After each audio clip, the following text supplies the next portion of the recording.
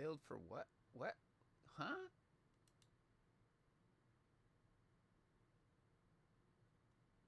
Oh, it failed to update the... What?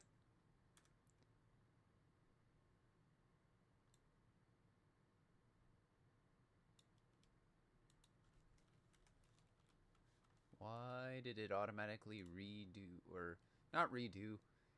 It basically took the previous title I had and just slotted it in there. That was great.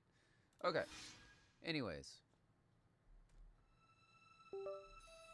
So I want to at least get through like 2 portions of like story. Be it we finish. Whoops. Hold on a second. Try and do this.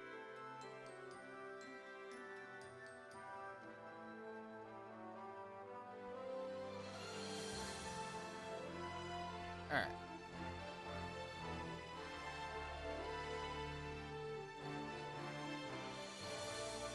Like, I kind of actually like doing this where I'm doing like chunks of the game. Like, I don't want to sit here and blast through it all. I'm enjoying like these moments of some of the story. Like, I really want to go back and play some of the old classics. I mean, this is an old classic, but you know what I mean.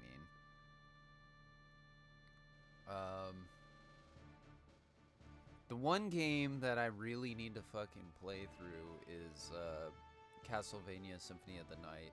I own the PlayStation game, but never gotten around to playing it. You can trust me. God. Ever ready. I won't disappoint. Wait, maybe I should move him up here. My turn, is it? Oh wait, we have another slot still. What did I have? I had a knight, right? I had Alicia, I want to say, right? Oh no. I'm ready. Mini. At the ready.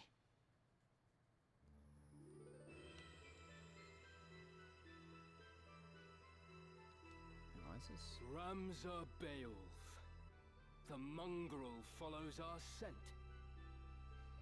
Hey, the speaker volume, or at least the game volume, isn't echoing, is it? Because I have my TV speakers hooked up to be the output so I can hear the game. So it's like the monitor and the output for...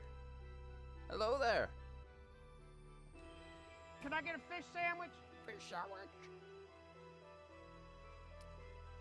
So I was talking about that I don't know if you heard me just a little bit ago, but I was talking about that the way moving forward for tactics, as I don't want to just blow through the story, I want to enjoy, you know, portions of it. So I might do chunks of it and then also blend in having some other games, because there's other games that I want to be playing also. Obviously with Path of Exile 2 new league coming out, but I was also talking about like there's Castlevania Symphonies of the Night on PS1 that I really want to play. Well, by really want to play, meaning more like kind of like Parasite Eve, out on a whim, I want to give it a shot. Although I don't know how much I'm going to like it, because I've never really cared for Castlevania games. But it's one of the top tiers for Konami games, right? Castlevania was a Konami game, right? Am I just talking out of my ass? Let me check.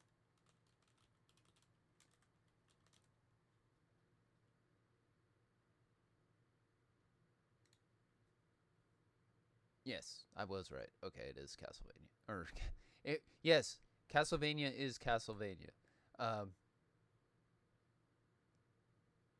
Yeah, I would actually, you know, if you are gonna watch it and stuff, that's one that I like. I actually started playing it on PC. I don't know I don't think I got far enough to really understand what the PC, like, quote unquote remaster was. I think really what they did is just ported it.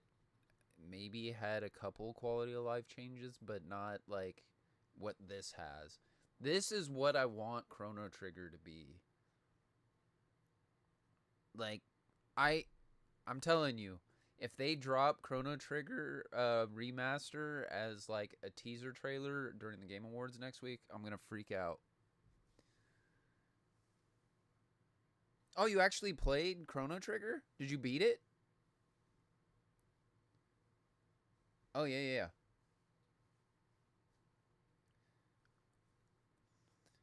It's it's tough because as we get older and everything, right? Like our time to play games balance. Um, I do.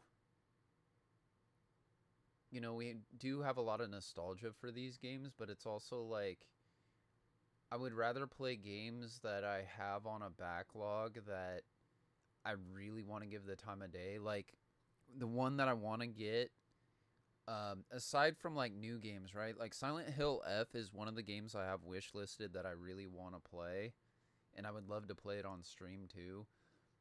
And I'm not a huge horror guy either. Like I don't like horror stuff, but I really want to try out Silent Hill F because of the theme. But I really don't like right now. Another one is that I saw they actually do have a PC port of it, but it's still full price at $30, I think, was Metal Gear Rising Revengeance, which is like Metal Gear Solid hack and slash. But I remember because it came out on PS3, Xbox 360 era, but one of the quote gimmicks of the game was like you could focus your sword slashes to like chop fruit into like sliced chunks and stuff, which blew me away when they showed that off as like a reveal trailer and kind of like teaser of what the functions of the game were going to be. But I never got around to actually picking the game up. And that's one that I kind of totally forgot about that I really want to play. But I still need to pick that game up. And then, some of the older classics I would love to go back and play just because of how notorious they are for being good games. Like Skies of Arcadia is another example. We started playing it on stream, remember? And or by we, I mean, I was, but I'm pretty sure you were there while I was playing Skies of Arcadia. Like that's another game that I really want to play through.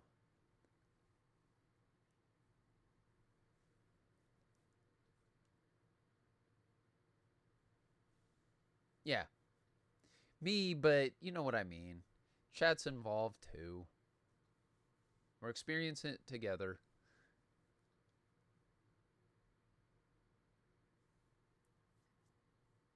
Yeah. Like like one of the games with Enlighten that I played recently that she's gotten into. Well, I got her into it. Was Absolem. It's like beat 'em up, like the old arcade, like Simpsons game and Teenage Mutant Ninja Turtles and stuff. Um, but it's a two-player co-op, like maximum two players together. It's really good too. So good because it's roguelike. So think of like Hades. Hades is a really good example of this. It's like Hades, but instead of going room to room with that action RPG like look, it's 2D, well not 2D, but you know what I mean, like a beat 'em up side scroller type game, but it's uh your paths can change, like the story unlocks as you progress each run you do, and you're powering up your character passively by doing multiple runs and gaining resources to like permanently upgrade your characters. But while you're doing the run, there's also stuff you can collect that like enhance your ability to fight and everything.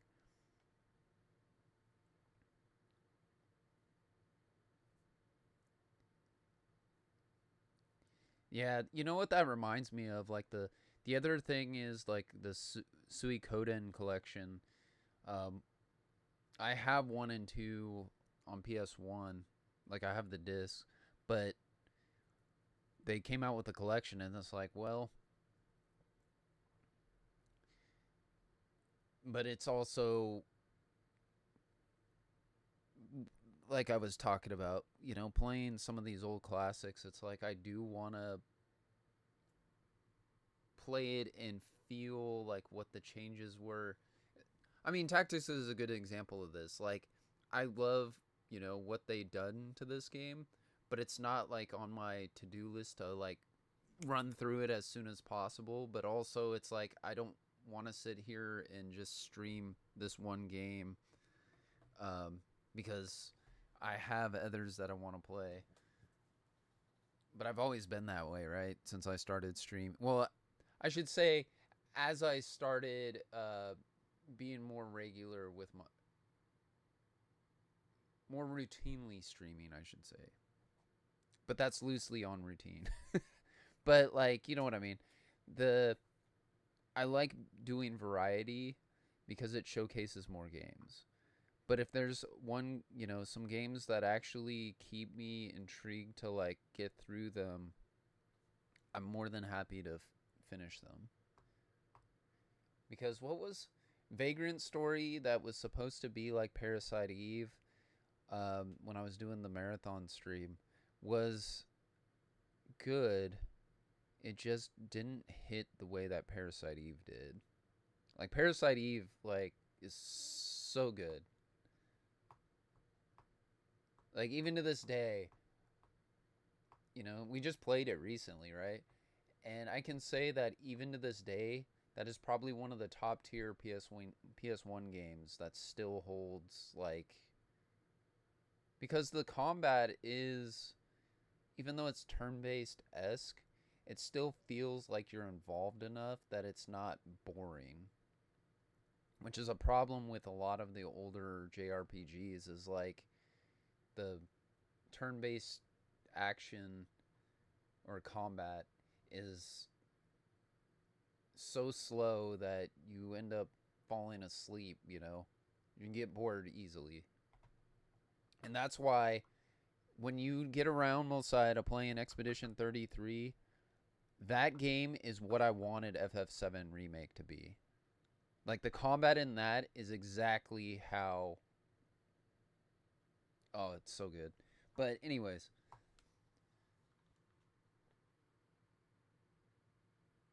yeah, I know Kung Fu.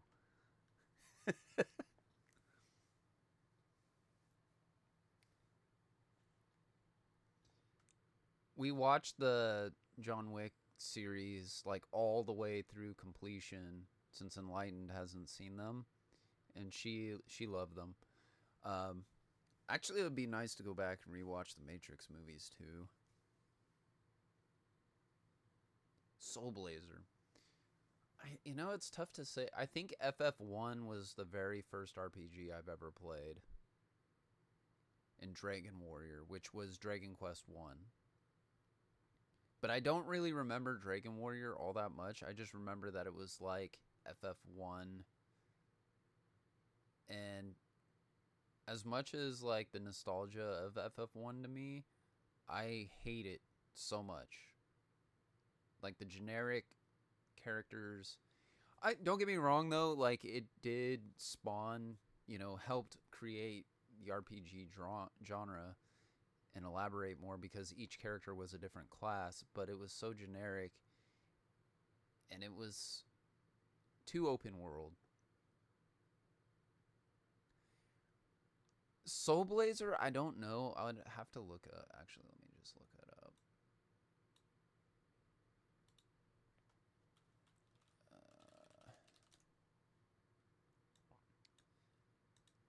What I need to do is I need to hook up my...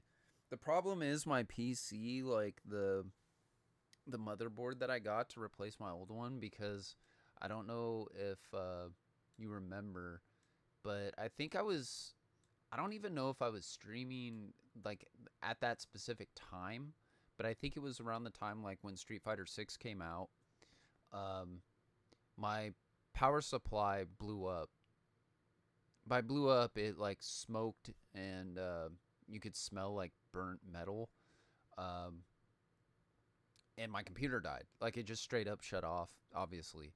Um, but come to find out, after I sent my power supply into EVGA, um, they obviously replaced the power supply for me.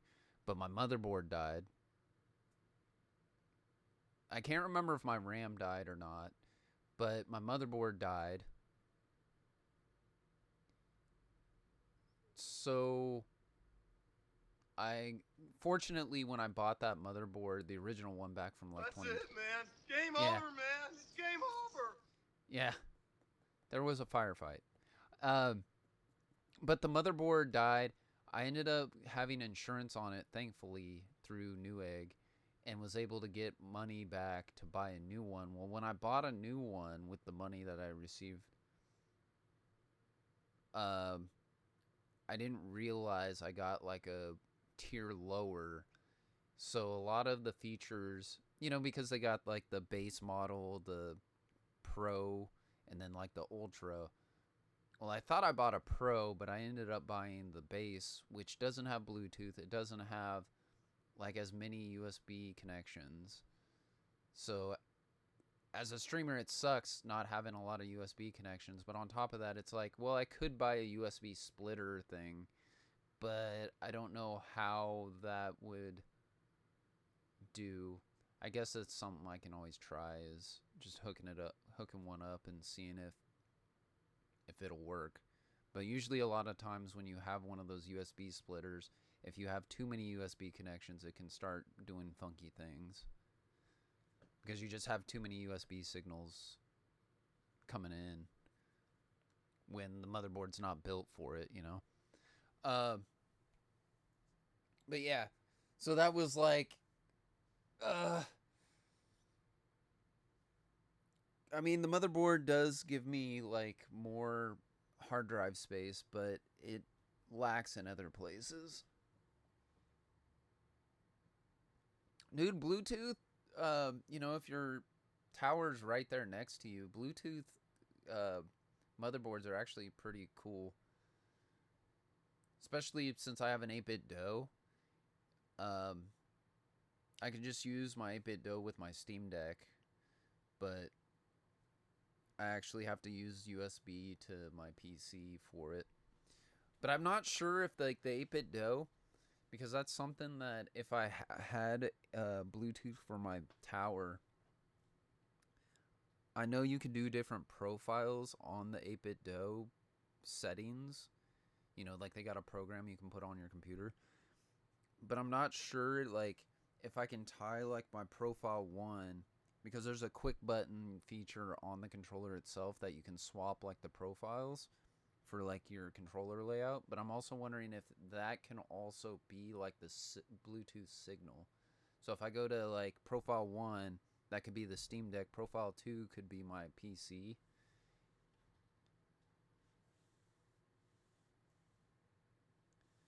Yeah.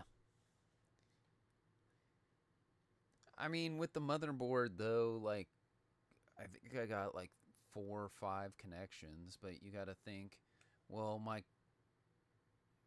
mouse and keyboard, there's 2 right there.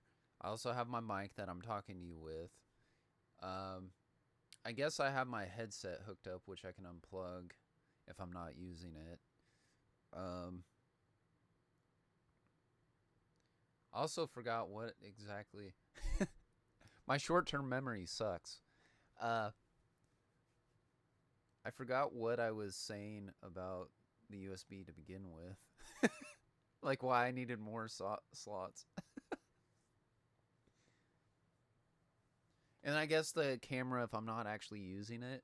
Because I also feel like having the full screen, especially if I'm like showcasing a game, right? Like this, like we're going through the story and stuff, so I want to kind of showcase the game. But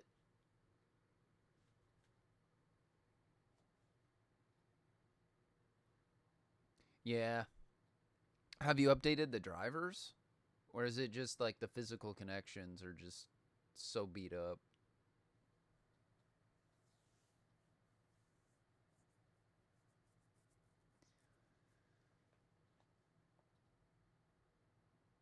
Yeah.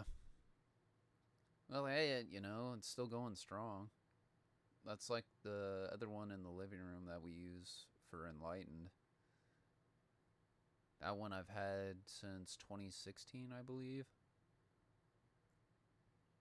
Upgraded it to a 1080 video card, and it's still holding up. Obviously, it's not going to play the latest and greatest, but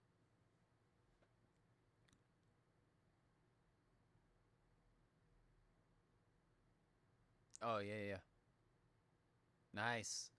So you your mule. Um, but yeah, you know,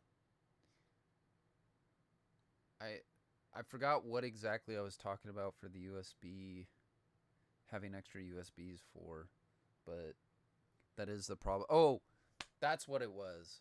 Um, so maybe if I'm not using like my headphones, I guess we can try it. Like I can, once I get the extra income for doing some upgrades for my streaming stuff, maybe I'll do a USB hub, see if that helps, and then I can connect my Steam Deck, or not Steam Deck, Stream Deck. Add an R in there, Stream Deck, because I have like a 10-button Stream Deck that would help um, make it easier for me to like switch the scenes and stuff like that. Because that's usually my problem is like playing a game and then I will go to be right back screen or something, but I have to physically click over in the other monitor, and that cuts away from, like, right now the game is paused because I'm trying to look up the Soul Blazers thing, which I need to get back to looking up. Yeah, but that right now I really don't want to spend the money on it. As much as like I would love to have one, um, right now I could just use my Steam Deck for that, really, because I do have an Elgato out capture. It's basically the way it works is like the Elgato. I just connect that to my PC, and then which is another USB, by the way. uh, but I would connect the Steam Deck HDMI out with the docking station. So HDMI out from that to the Elgato USB into the PC, which is just like a PS5 or when I do Switch or one of the retro consoles if I go that route. Yeah. The Steam PC, wow, that was a voice crack. The Steam PC, from what it looks like, is just going to be like a little bit better than the Steam Deck, but not portable. I mean, really, for the price you're probably going to be paying for the Steam PC, you're better off just building a new one.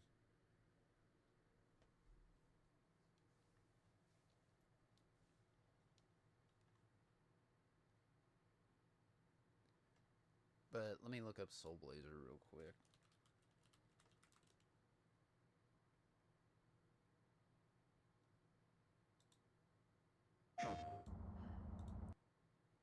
Oh, here. Guess what I can do is this.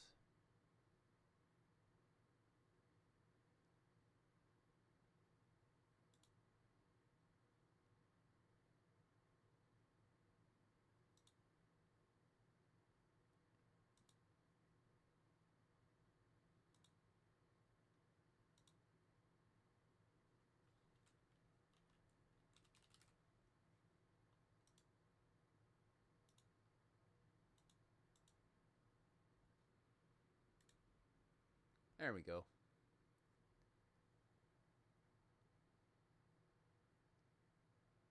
Something like that, eh?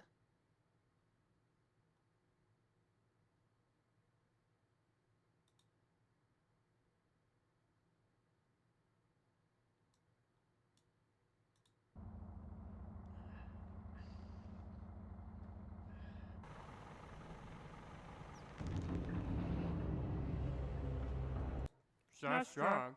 At first glance, Soul Blazer looks primitive and limited and not nearly as okay. appealing as the quote-unquote sequels it's it like spawned, Legend of Illusion Mana. of Gaia and Terra Nigma. But Secret even of though Mana. it may look dated, Soul Blazer is still a high-quality title. Yeah, the graphics look a little bleary compared to its peers, the music is a bit odd, and it has just kind of a dated early Super Nintendo vibe to it. But this game doesn't fight its limitations by being too ambitious for its time. Soul Blazer has a clever hook to it, very similar to a game like Link's Awakening for Game Boy. The story takes you from town to town, where you clear each area of monsters and their lairs. Each destroyed lair unlocks a soul that was being held captive, and with it, a part of the town that you're trying to revive and return to normal. Thematically, it's a little bit similar to another early Quintet title, ActRaiser, but when I talk about freeing souls, I mean the souls of people, goats, dogs, squirrels, flowers, sure, okay. But yeah, as you can see, this is a typical top-down four-directional adventure-style game, the same as the two sequels I mentioned, but the Yeah, so it's like Secret of Mana. But the plot to it where you complete the, dungeon or whatever, and it builds part of the town or brings back part of the town, reminds me of what's that game?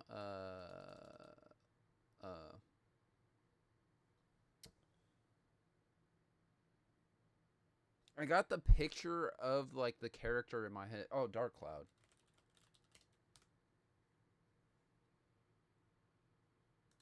Have you ever wondered what would happen if you took a knockoff Link from The Legend of Zelda and Obviously, slapped him in a video this is a game where he was PS2 forced to game, dungeon so crawl it's- for hours and hours while it's occasionally not- playing SimCity on the side?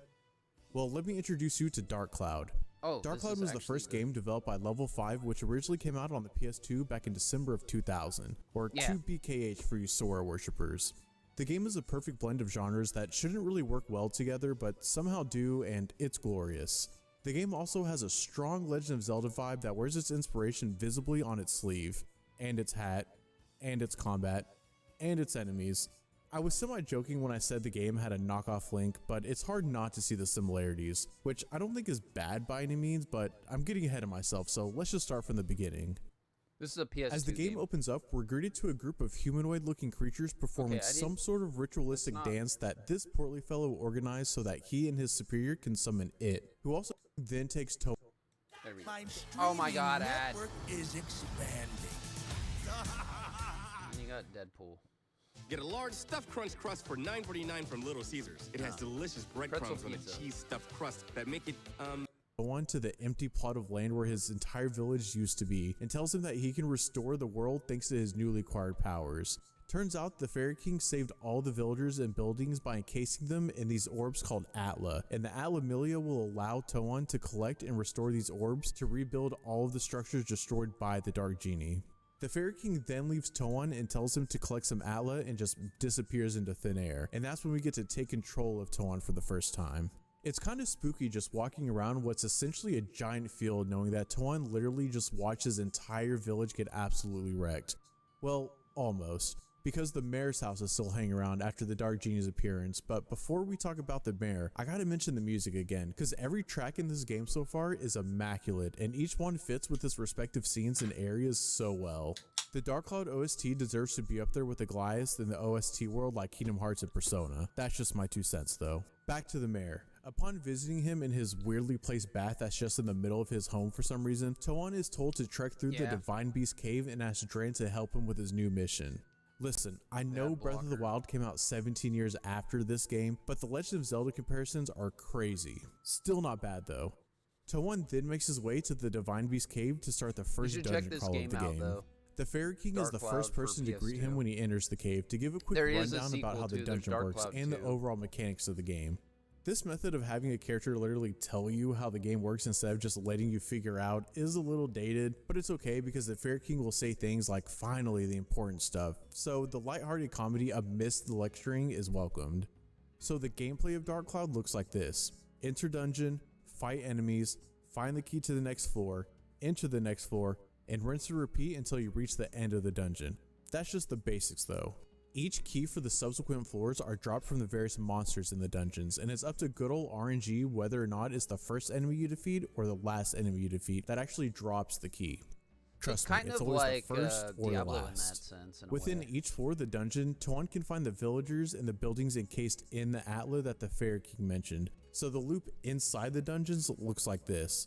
Walk around collecting all the Atla while defeating monsters and hoping the key for the next floor drops soon thereafter. And that's where the combat comes in. And oh boy, it's definitely one of the combat mechanics of all time.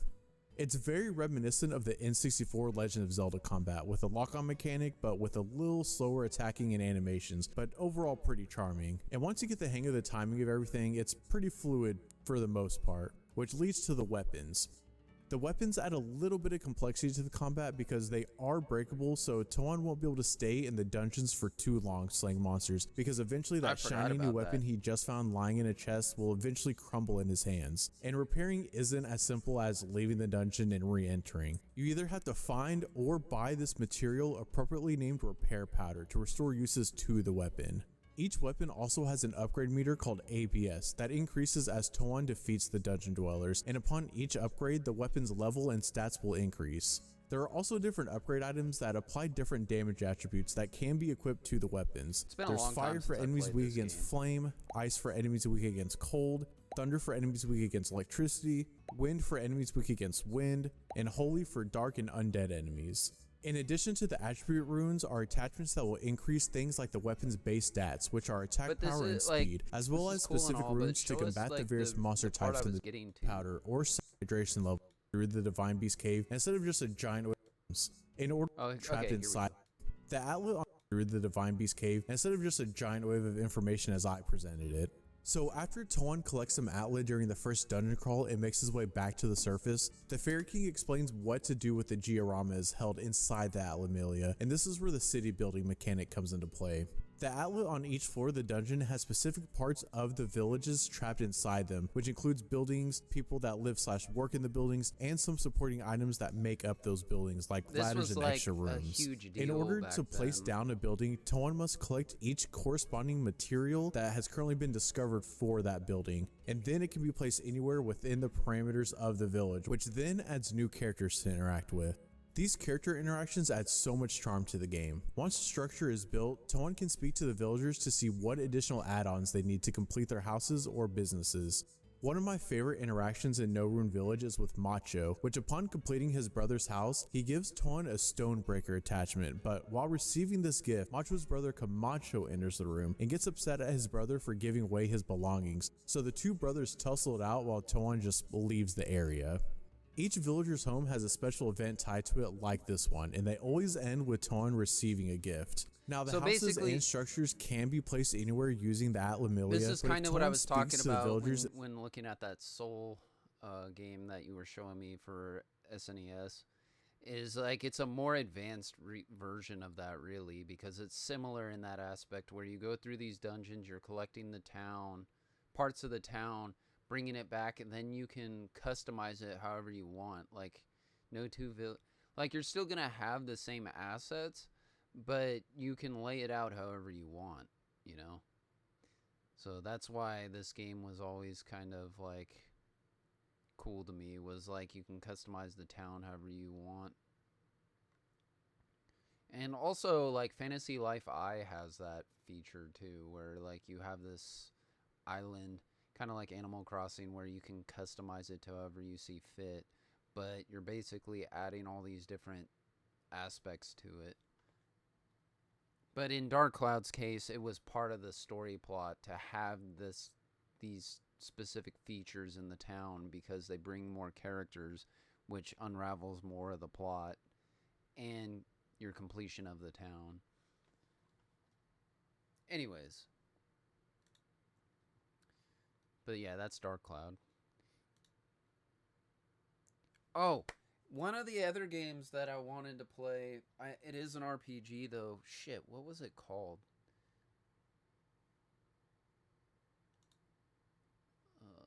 Crap.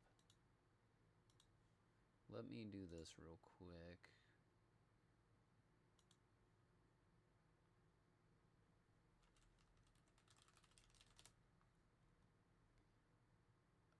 Bu- bu- bu- bu.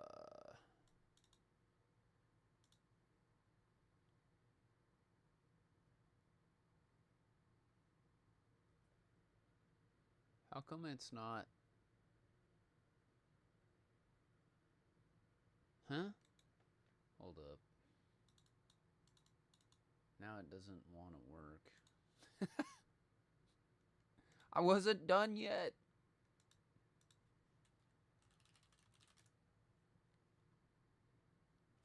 What I need to do is see if my old laptop will run OBS, because if I can do that, I can utilize this PC to like be the main function stream PC. You know, like, or what do I mean?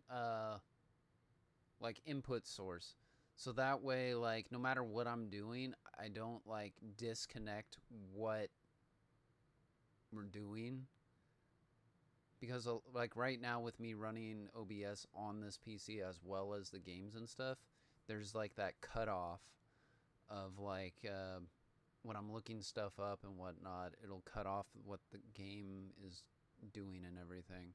Whereas if I have a sole PC doing that, I won't have to like switch back and forth between it as an input source. What was I looking up again? Fuck. Oh, PS2. What game was it?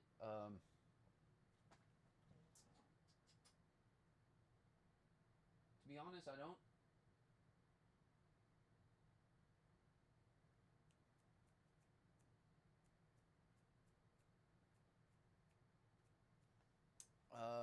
Crap.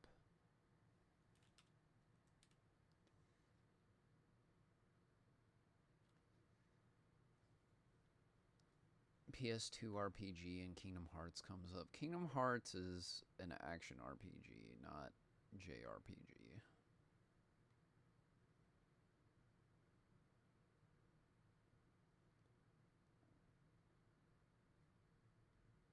Like, even to this day, like, playing Persona 5, my god. I have, like, over 100 hours in the game now, and I'm still not done with, like, the story. And I haven't really done a lot of side stuff. Most of it is, like, driven components of the game that you have to do to, like, maximize. Kind of like doing mastering your jobs in FF Tactics, right? It's not necessary per se, but it makes like the story, like as you get further in, easier to complete. What the?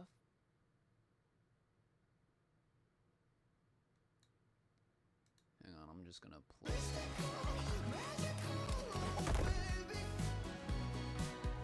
Okay, I'm not even gonna like play a video right now. I want to see the name of it, because once I see the name, then I can look it up and then we can look at it.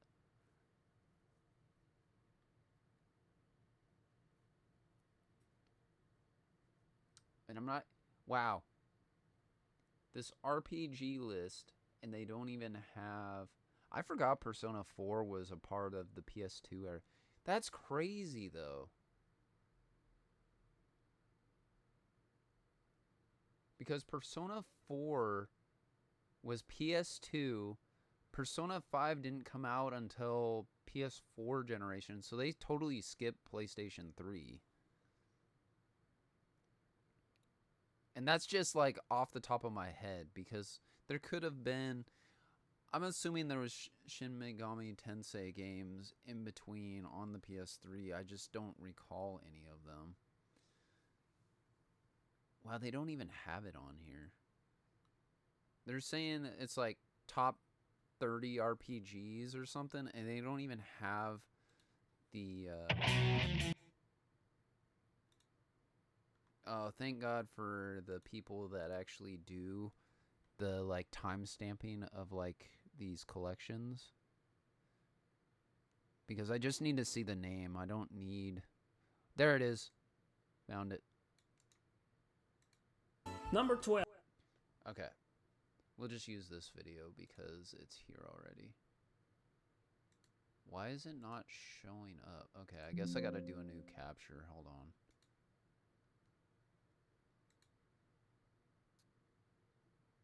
Nice. Have they done updates to Company of Heroes to your liking? The only reason I played Company of Heroes is because you played it and we all played together. Aside from that, I don't... RTS games are not my big-a-tea at all. The only reason, like, I don't mind RTS was the custom map stuff.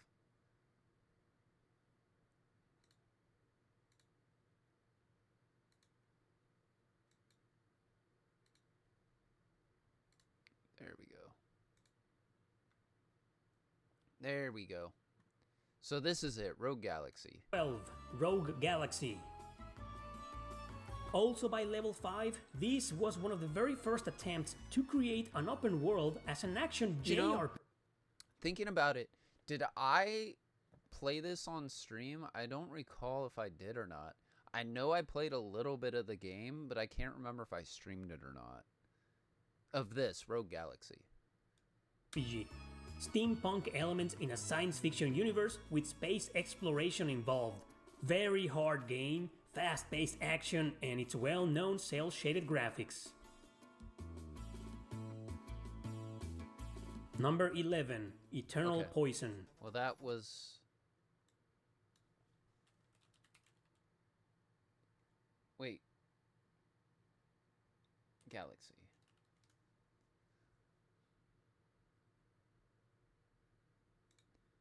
On Italian time, dinners last between 4 hours and forever, depending on how many cousins. Imagine an RPG with over 100 hours of gameplay, electrifying success, selling over 1 million copies and putting the studio on Sony's radar. Look at that, see? Dark Cloud. The impact was so significant that a sequel, Dark Cloud 2, quickly followed, raising the bar even higher and solidifying Level 5 as a rising star in the RPG genre. This success caught the attention of industry giants, and in 2002, Level 5 secured 3 major contracts. The first was an ambitious project, an MMO for the original Xbox, commissioned by Microsoft as part of their push into the Japanese market. The game, titled True Fantasy Live Online, was ultimately canceled before release. I remember but the hearing experience about that gained in the process prepared the studio for even bigger projects. The second contract was a true milestone. Level 5 was chosen to develop Dragon Quest. Because I think that True Online, RPG Online, around that time that was announced, I want to say PSO, Phantasy Star Online, for Dreamcast, and I believe it did end up coming out on Xbox, if I remember right, because Xbox, the first Xbox did have Ethernet port, but it was like not. I think Xbox Live didn't come out till a little while after the launch of Xbox. Like, it was always there. Like, it did have an Ethernet port, but they didn't have it integrated yet, from what I remember. And that's why Xbox 360, when that came out, it was, like, a huge deal. Why, like, Microsoft... The 360, hands down, is their best console, and one of my tops.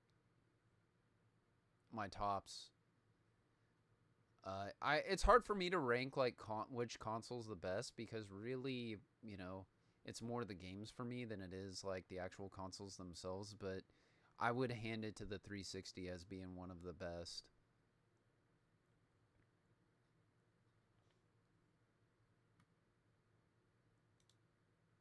Oh boy.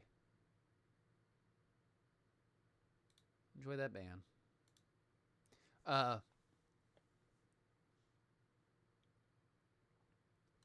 8 under the... Yeah, so Dark Cloud, Rogue Galaxy are both PS2 games.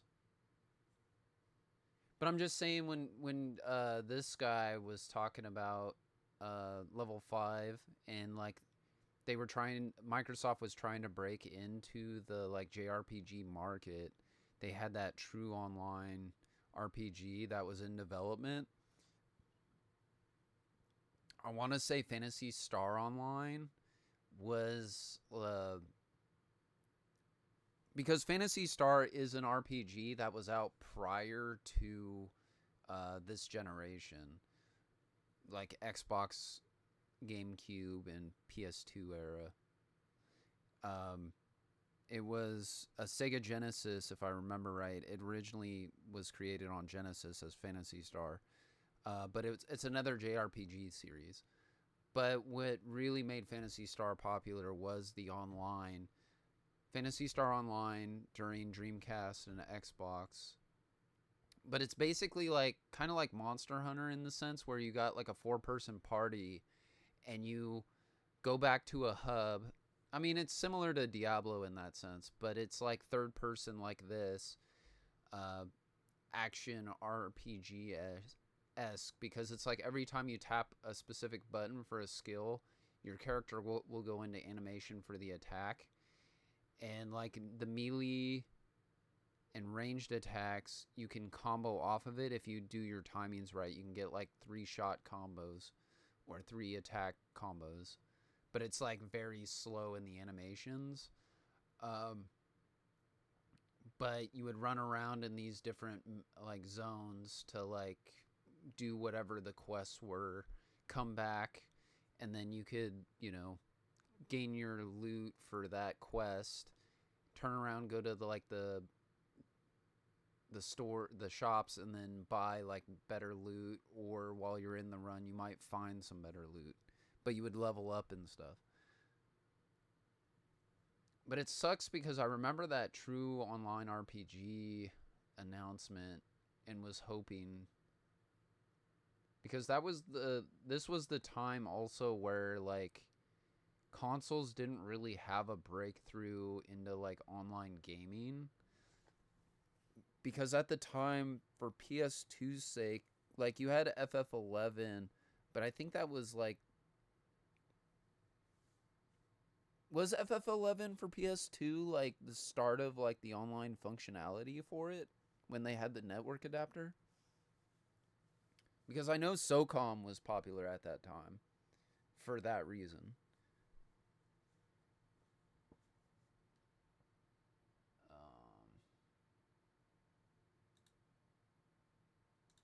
You found your dream engagement ring at Chain Company. Now we'll protect it with our all-inclusive free lifetime warranty. It doesn't cost a dime. Starkly contrasts with his true ambition, to explore the vastness of space and live out thrilling adventures among the stars.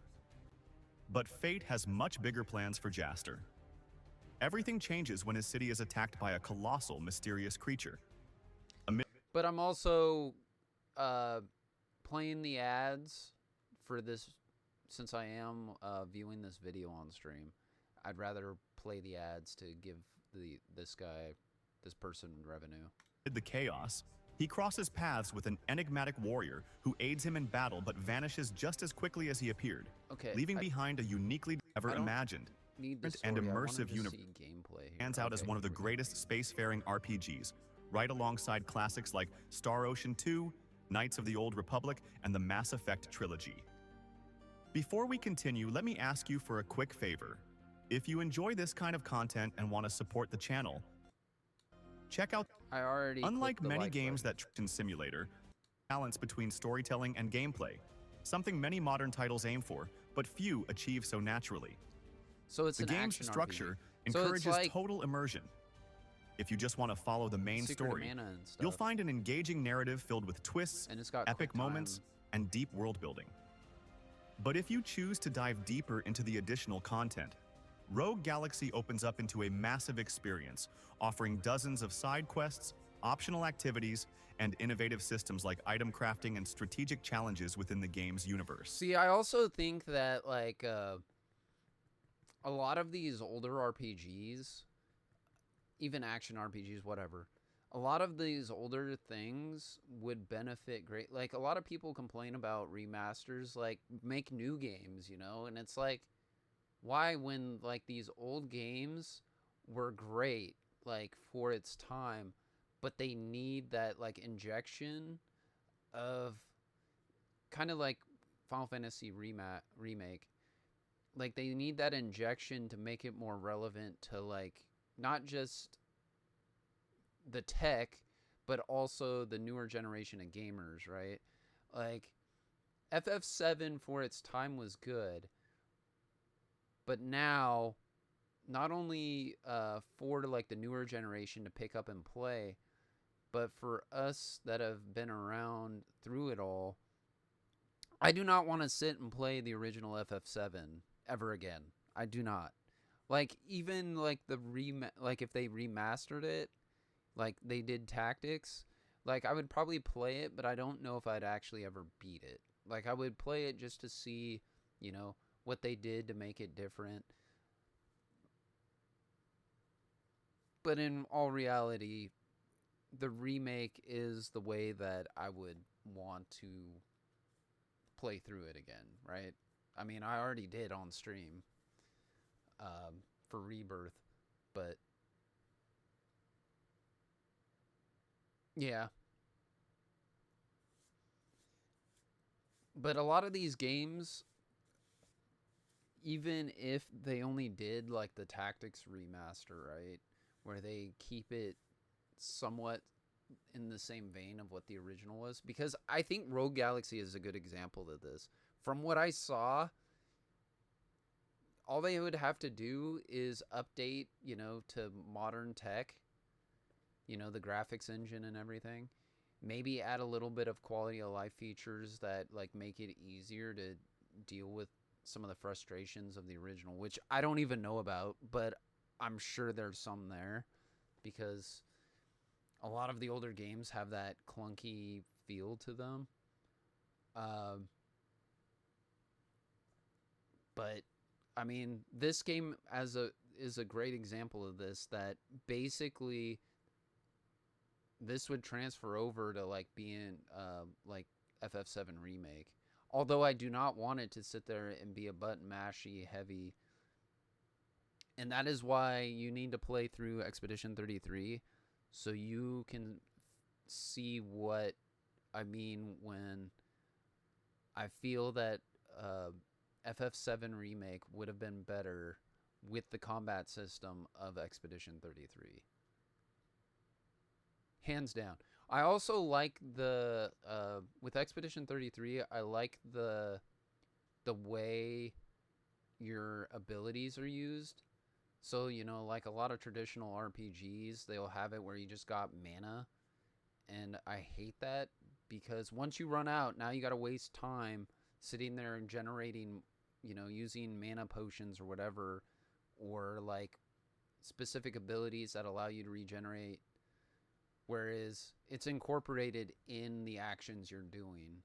And obviously the later in game you get into Expedition, there's other ways, but I won't say any more than that. But I like that. It's keeping you in the combat and doing the fight than taking a step back and sitting here like, hold on, everybody. I got to sit here and drink this potion to regen some mana back. So it kind of like steps you back from the being in the moment of that fight, right? I don't know. I guess that's just my hot take. And this is an example of that, because I'm pretty sure, like, the combat, the AP in this game is basically like mana, right? I'm guessing... Another major strength of the game is its narrative approach. Instead of a massive experience offering dozens of side quests, but instead delivers a rich world. Oh, here we go. Rogue Galaxy remains visually captivating, proving that a strong art style can be far more enduring than pure graphical realism. So it looks like it has combat VR magic. This is crazy, though, that Neil Patrick Harris is the voice actor for Deadpool I think that's such a good combination. And to be honest, like, I do like Ryan Reynolds as Deadpool, but I feel like for voice work, they were spot on for picking Neil Patrick Harris for Deadpool. With 12 grams of protein per serving, Quaker is your ace in the bowl. Quaker, bring out the good. This visual polish is a signature of Level 5, a technique they would later perfect in games like Ni no Kuni. Oh yeah, the Ni no cell Kuni. shading in Rogue Galaxy allows each planet to have I its don't know, own Ni no distinct Kuni is identity, one of those games with that if I breathtaking play it, it's landscapes, probably gonna be expressive off-stream. characters, and There's eye-catching some- designs. Some games Even that I though just some animations might feel a bit dated don't wanna today, sit and the stream sheer an level of RPG detail and the because it's fluidity of its world still too impress. grindy.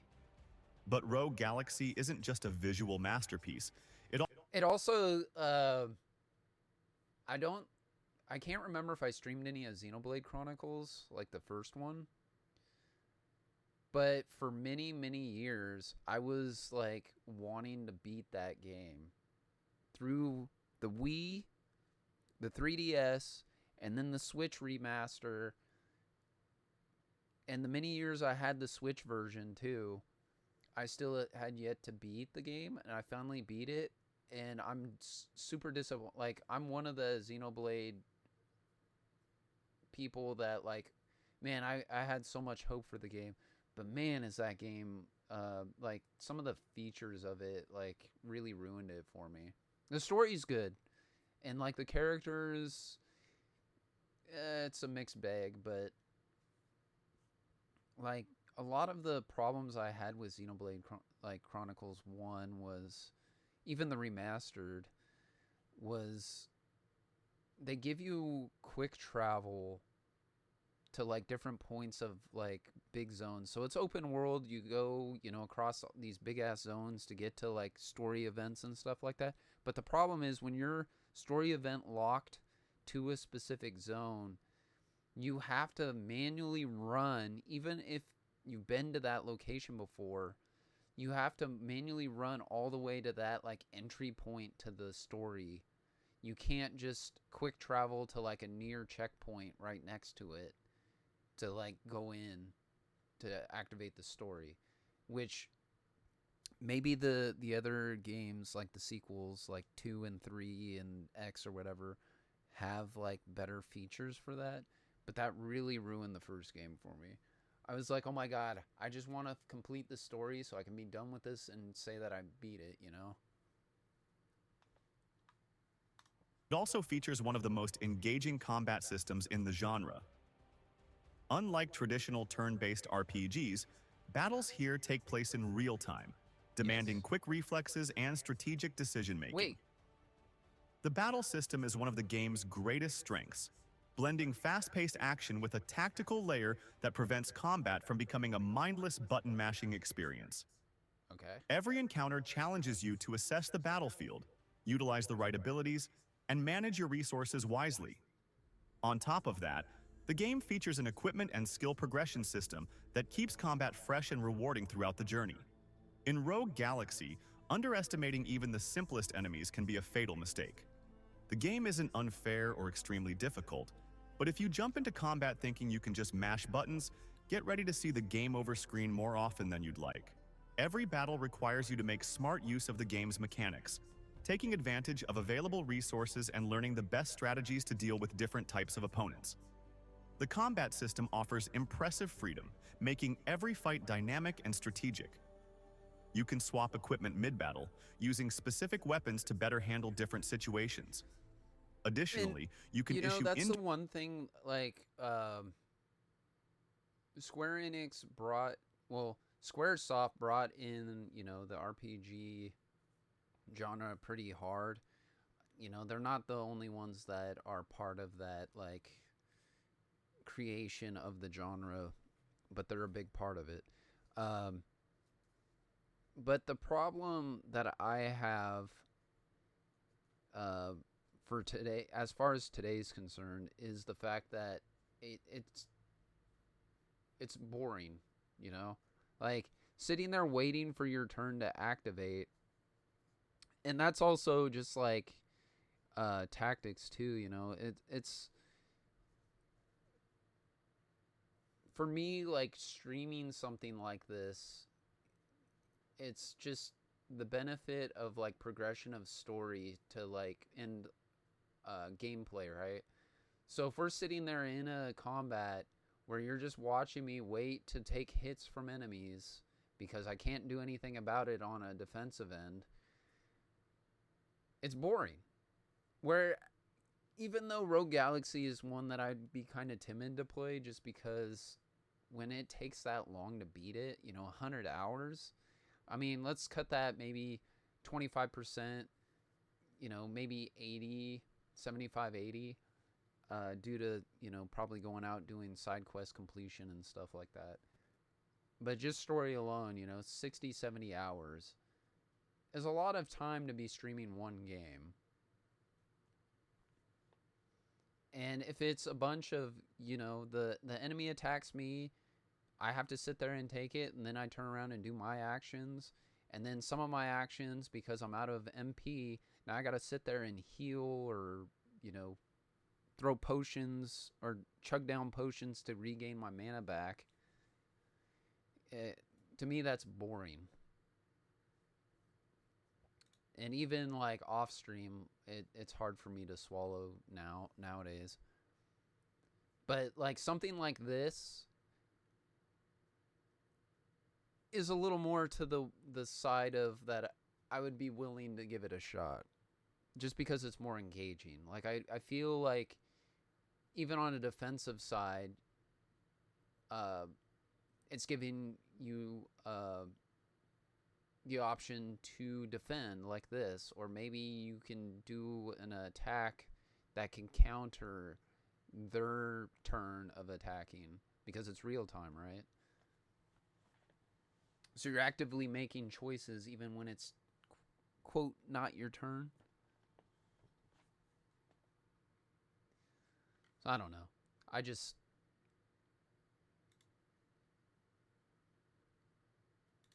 I've always liked, action RPGs like that. Like Kingdom Hearts is a good example of this too.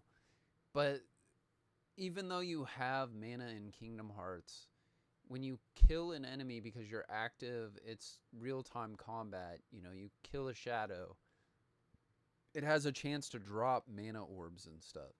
So there are ways to keep you, like, the downtime to a minimum, where you're actively, going out. Aside from, like, when enemies attack, you're trying to dodge or block or whatever. But you're doing it in real time, right?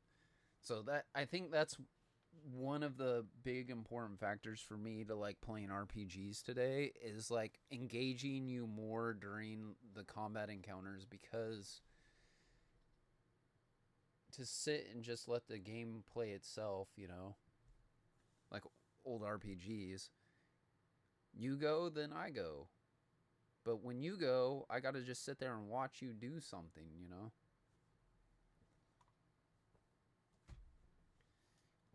But and in that regard with tactics, it's similar in that vein. But there is the fluctuation of, like, the speed of your characters and stuff that allow you to act more during each round. And there's a fluctuation of when your squad's actually playing compared to when the enemies are. Actually, let's try with mouse and keyboard. I haven't. Mayhap it is for the best. Anyways, end of draw my retro in ring. the name of the Father, the Holy Apparitions, and Saint Ajora. But I'm also thinking I need to just go through, like, my backlog of games and make a list of what ones, like, really are calling to me that I want to, like, stream. Because really, lately, it's just been more modern, releases. And like I said, Silent Hill F is probably the one that stands out to me the most that I would like to stream. But I really don't want to spend the money on it. And then Metal Gear Solid Rising Revengeance. I think Revengeance is, like, high on my radar, though.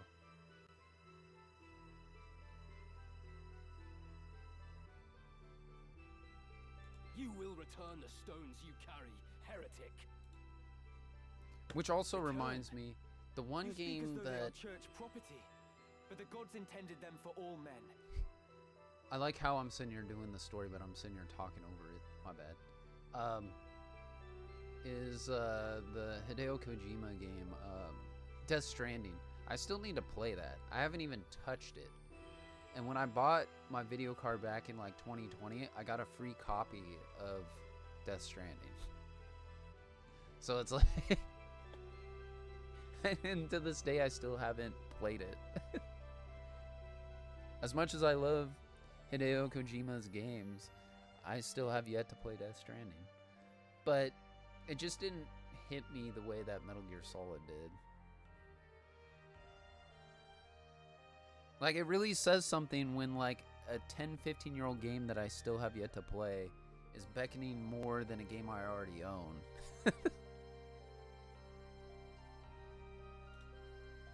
Hear me, Isolud, and hear me well. The stones belong to the people. The church has no claim to them. Wait, what? Oh, it's F. Or enter. All I will offer you is mercy, and naught more. Lay down the stone you've taken, and you may flee with your lives. I've no more need for your mercy than for you. My blade will teach you a lesson in humility.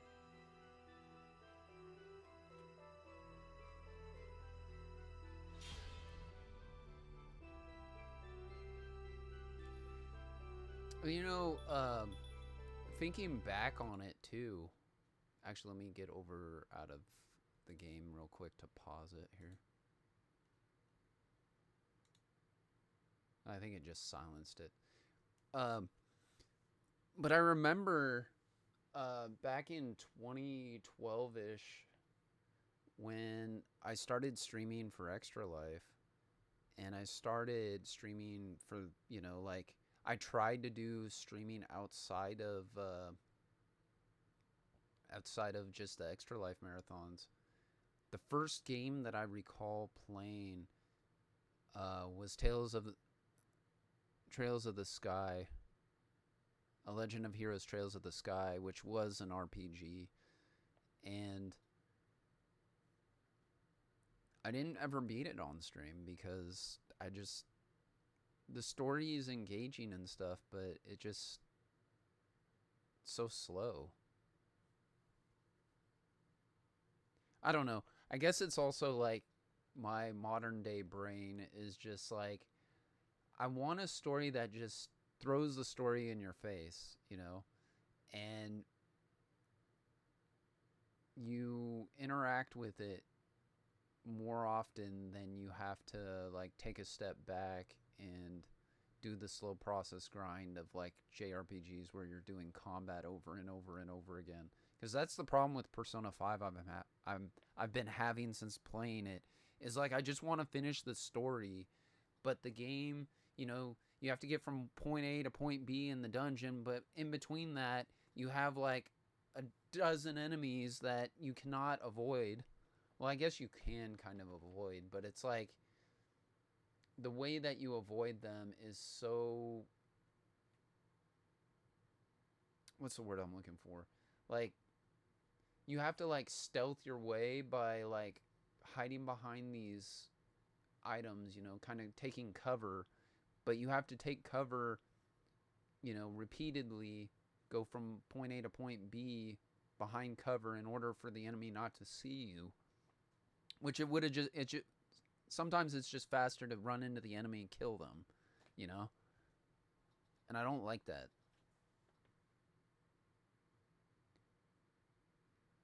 Like, my characters are obviously at this point so high level that I can steamroll whatever enemy they throw at me within the dungeon. It's like, you should just allow me the option to be like, hey, my character level is this, the enemies are this low, either give me a boost of like resources that make this worthwhile for me to do this combat, or just allow my character to, you know, one-shot them and get them out of my way, you know?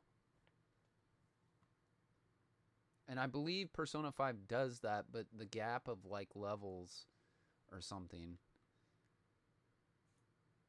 And it's where, like, my stats are tuned enough where my levels might be in sync with the enemies, but the enemies, like, the damage I do and everything is just, you know, I should be max level with the damage I do, just because I tuned, like, their skills and stats enough to make them that powerful. But anyways. And the other game that I remember was the Reciteer, too. Reciteer was the other game that I remember playing. And I had more fun doing Reciteer because it was an action RPG with, like, a shop simulation aspect. And that was fun. It was more engaging, you know? Might have to revisit that game, too. Although it's an anime game, just an FYI.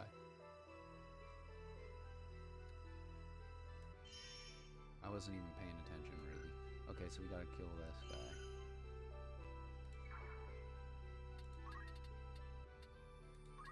Oh, this feels so dirty trying to play with a mouse. Okay, I gotta go back to my controller. I felt so dirty. Like, what am I doing? This does not feel right.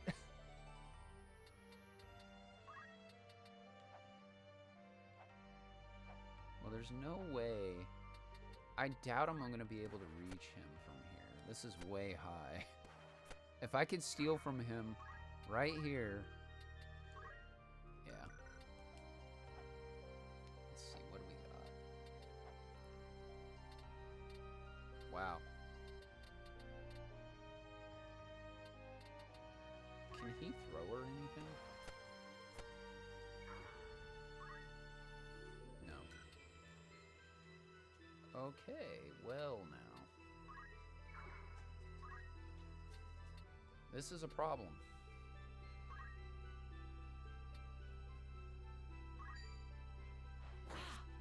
Really? There we go. Is that it? Nice.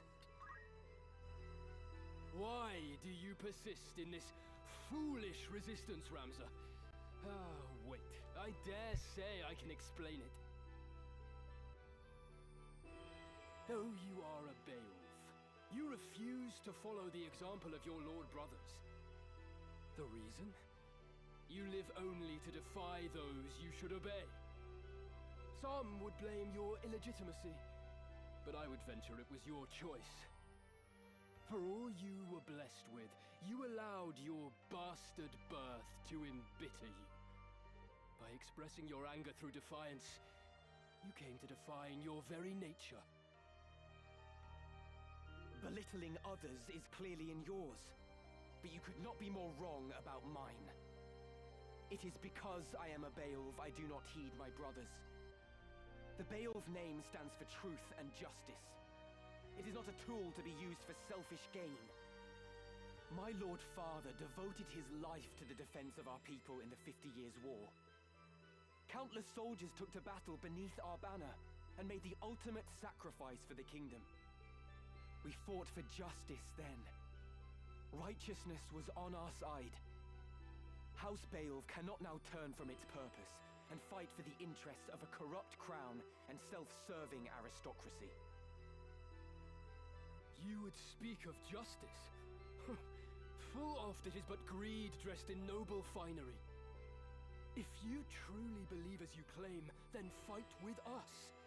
Help us tear down the monarchy and nobility both. The Church of Glabados envisions a world devoid of class divides. A world where all men can live as equals. Saint Ajora spoke of such a utopia. It is the promised land he foretold. Fear and doubt worry the hearts of the people, leaving small room for fealty. You see this. Ivalice lists Ramza and threatens to found. Should we fail to right her course, this storm will claim her. It is the Church that churns the waves. You orchestrate this entire conflict. You claim war to be the proper course for Ivalice. Change does not come without cost. Revolution requires martyrs, and we require revolution. The crown is rotten, the nobility corrupt. They must be made to pay. The people deserve their justice. Help us deliver it to them, Ramza. Join us, as your once friend Delita has.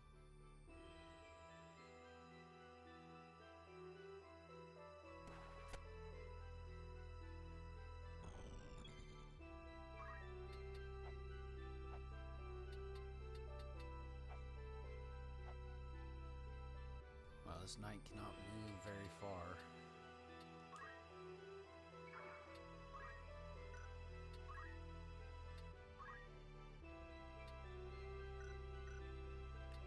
Let me think. Keep forgetting I'm doing a story mission, so it's probably best that I don't sit and try to farm JP right now.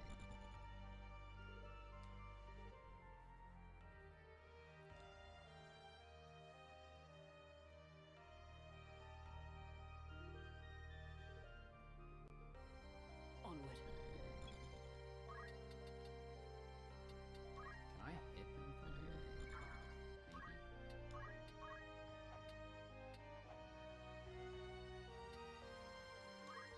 Yeah.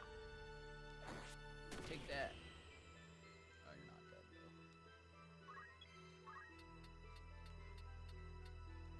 Can he hit him? Ooh, he can hit him though. Yeah. Were it justice you desired, I would gladly help you see it done. But what you truly want is power. Power beyond that of any army. You would free the people only to enslave them anew with the demonic power of the stones.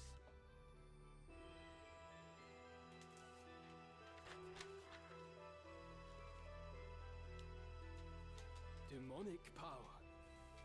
The Zodiac stones are gifts from the gods. We would use their divine miracles to guide the people to greater glory. There is nothing demonic in that. Few would consider it divine miracle when a man is made a demon. When Cardinal Delacroix offered up his body and soul to the Auracite, it transformed him into a Lucavi. What nonsense! The only demon I see stands before me. You who murdered the Cardinal for the stone he possessed. Not that he would have lived long, gathering them behind our backs as he was. I must concentrate.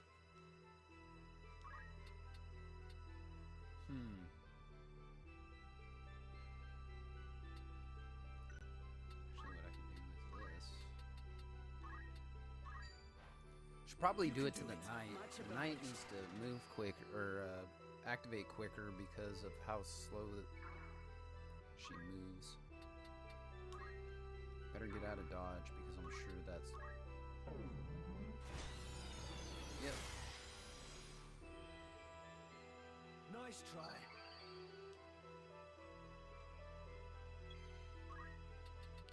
Oh, hell yeah.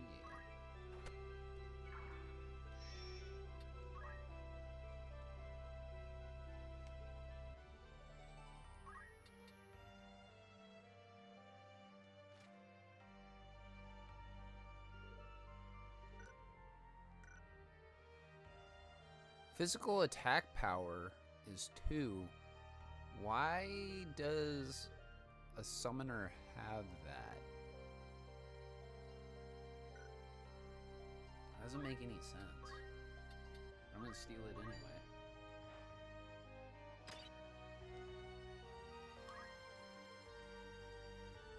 The Father bear witness. Gimme. What do you do? Oh god. Oh, he can jump hella far. What? Where to begin? Of course. You know what? Over here so that way you're close to Ramza.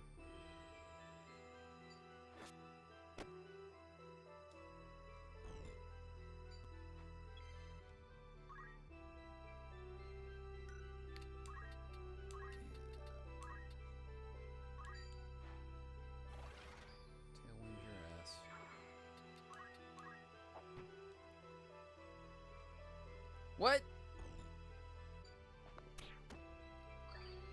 That was insane. He one-shotted Mustadio. Actually, you know what? Let's just do the same thing. Keep it simple. I'm surprised this summoner didn't run. Storm's brewing. I think she can... Whoops, not wait. Come back, Mustadio. If he jumps again before Mustadio can go, I'm gonna be pissed. Yep.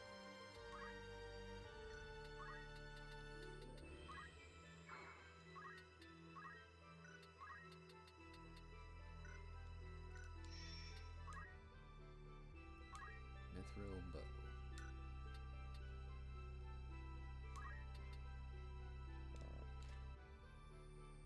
Immune to KO.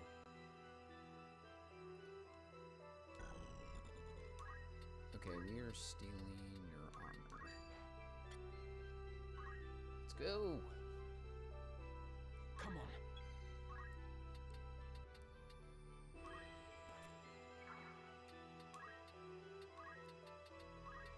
Give him Tailwind. Can he act sooner? Please? Nope. He's still, Looking good. Oh, never mind. Oh, I was looking at that backwards. I thought, like, the top of the, line was the first to act. Okay. So we are okay. Well... By okay, I mean, barely hanging on. How about that, eh?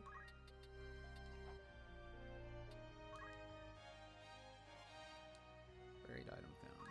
Cat skin bag.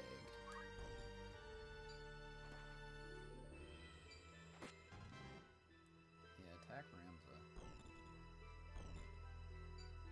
Uh-oh.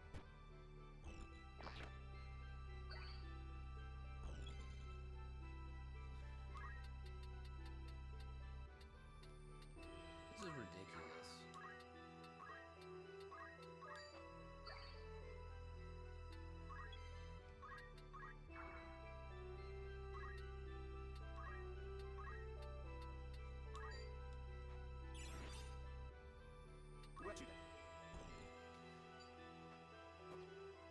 Oh, thank God you dodged that.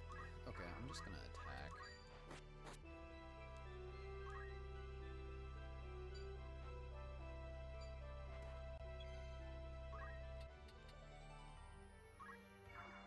Great.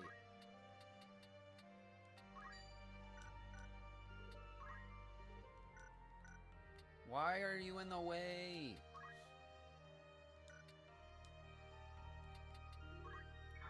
Wait, can he attack somebody over here?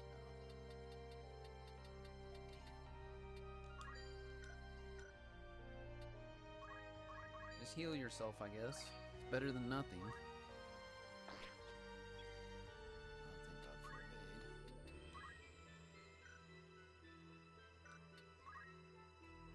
It's like I really want to...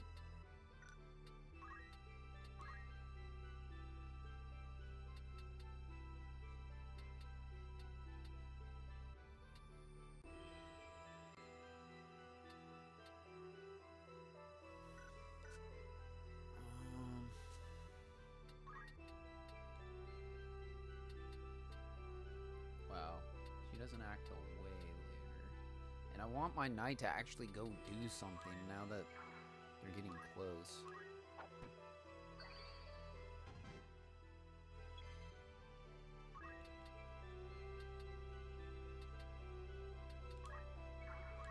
This could be like the death of...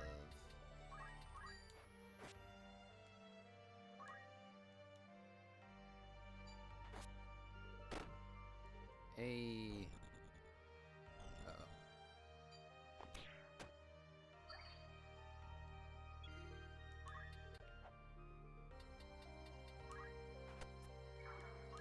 Not avoiding this. Crap. I don't know if I'm gonna be able to hit from here. could, but I can also heal Mustadio. But I also feel like I just need to get rid of them. This bodes ill. Crap.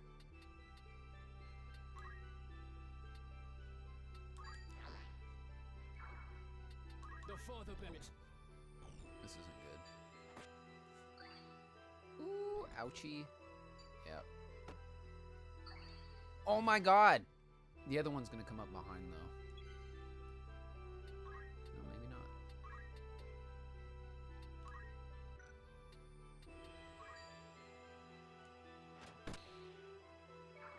Take that. Oh, what now?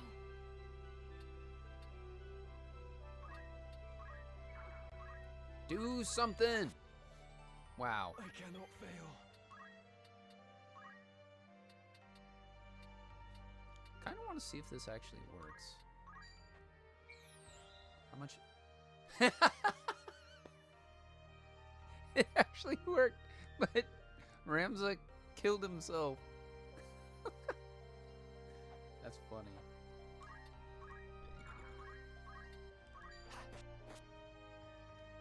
Only one for it.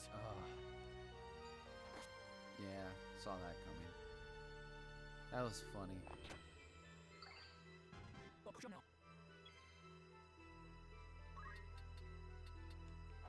Wow, that was dumb of you. You guys lined up perfectly for my blade attack. 2 for 1, I'll take it. Although this is gonna hurt. Can I hit that archer over here? No. And he blocks my path. Shit. I guess I can go here.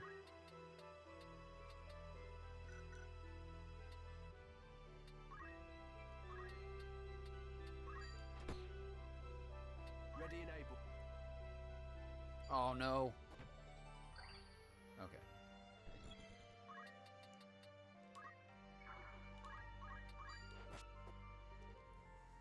Alright.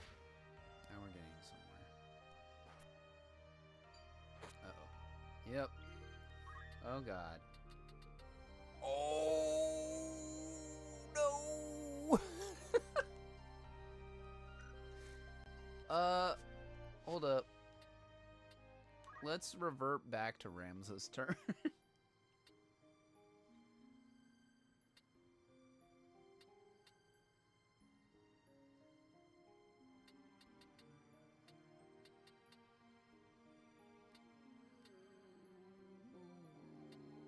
Let's say like here, maybe?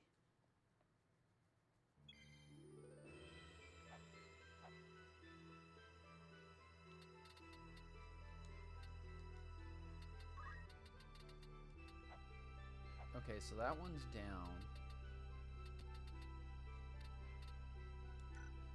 I don't think he has Phoenix down. No, he doesn't.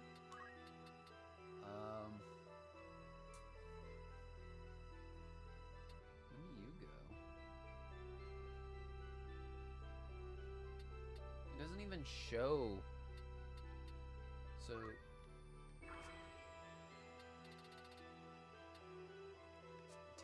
Oh no. Okay. So she'll be able to go before. At least heal her. Oh no. Okay, it's the rock. That's fine.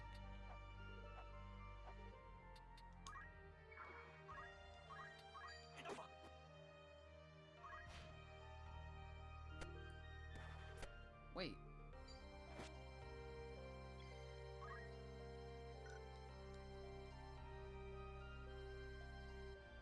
Hold up, I think I know what I did wrong there. Because he's gonna die regardless.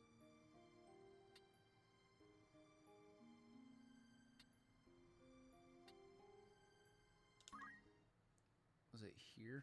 I can't remember where exactly.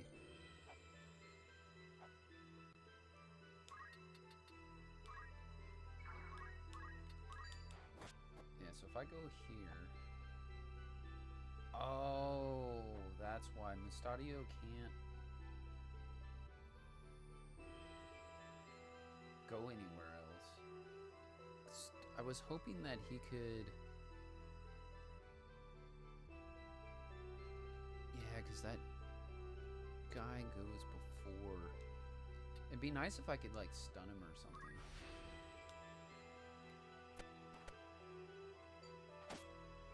Yeah, see... Come then. He comes around and blocks off Mustadio. So let's try this. I just don't want to go too far back where it resets the whole battle. Like that.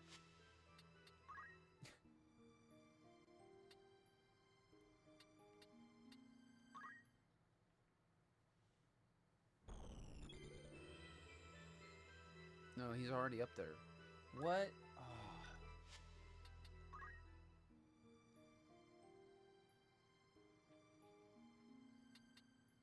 Yeah, so it's either I just reset the battle. Eh, whatever. Let's just reset it.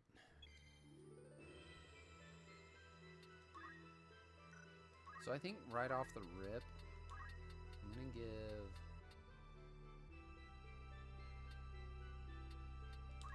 Stay sharp. Quickness. More speed.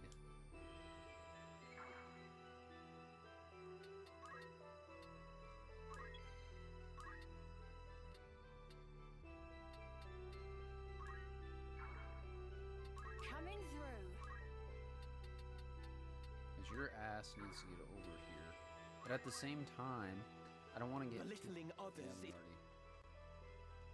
Let's go, let's go. Come on. Hurry up and act.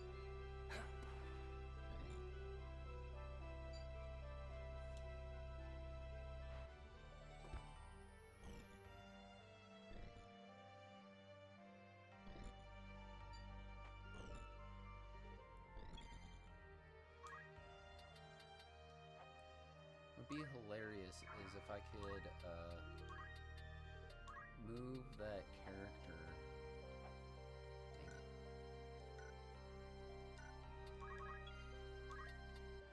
it. Wow. Can he hit from here? Doubtful, but no headshot. Damn. I should put jumping boots on him. Because he can't move anywhere. Were it justice you desired, I would gladly help you see it. You would free them. Yeah.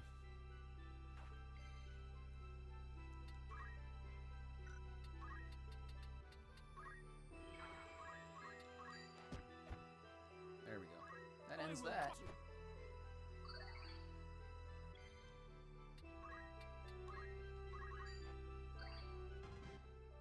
Perfect. Now you can go over here.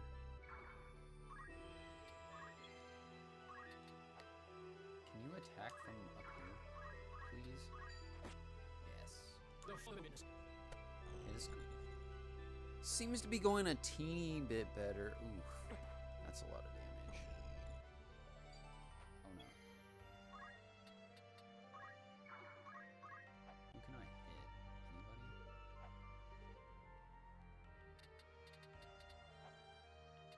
Can I hit him? Yes. Some damage is better than none.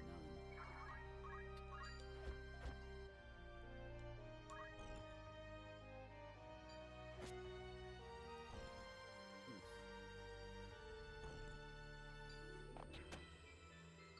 I like how you're still gonna attack Ramzo, you jerk.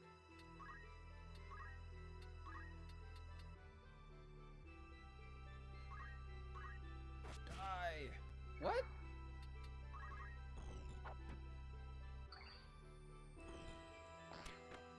Oh, come on.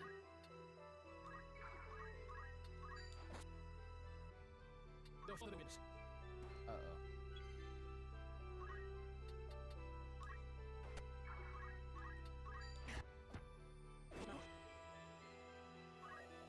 Uh-oh. This isn't good.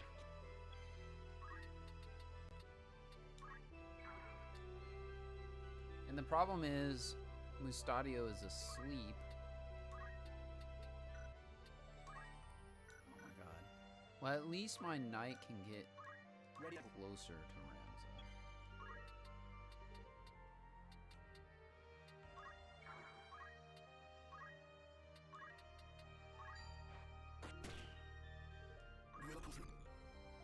Oh god, the archer's gonna take out. Oh, it wasn't even the archer.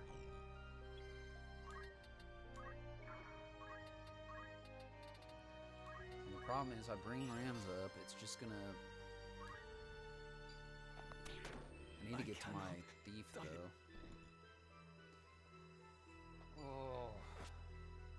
Wait, what did he break? Whoa, whoa, whoa, whoa, whoa.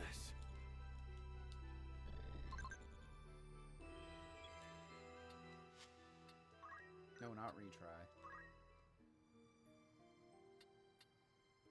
Let's back that up a minute.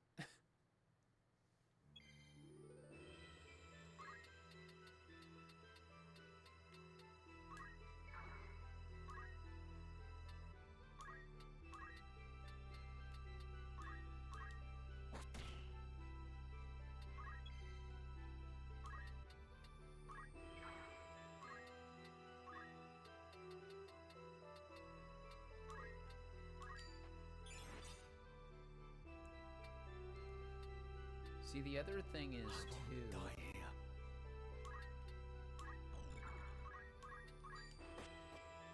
Damn it! No turning back. Yeah. Dodge, please dodge. Please dodge. The Father bear witness. Please dodge. Please dodge. Fuck.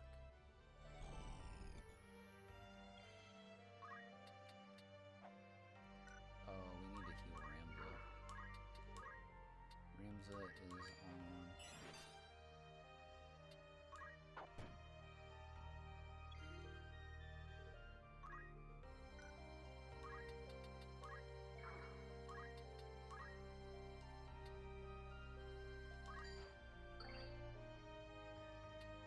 This bodes ill.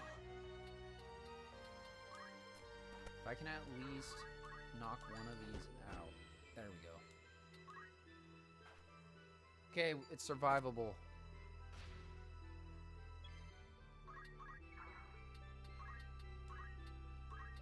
I'm using a lot of Phoenix Downs, but that's fine. I don't care. Okay, Mustadio, are you gonna at least...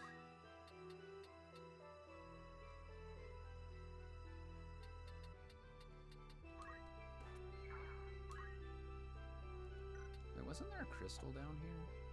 Or is it a chest? Okay, I guess it was just a chest. If I do this... Tailwind you...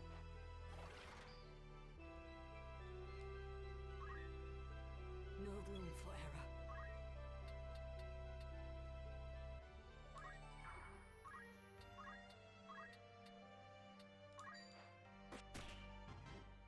You know, I just realized... The Father bear witness. That was stupid. Hold up. I wanna back that up.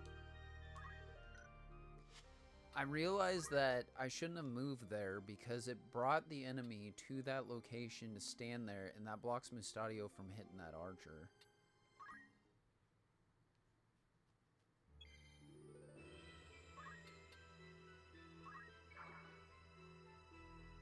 Oh, this was... Okay. We gotta go back another one.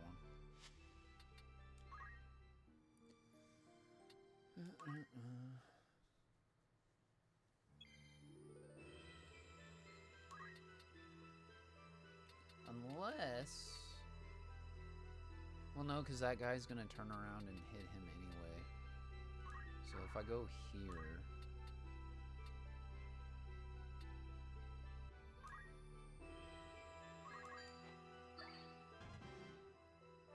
The Father bear witness. That at least makes a front... Well, that didn't matter.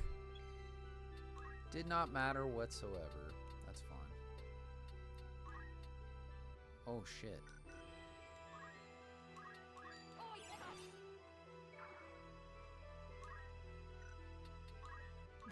motel.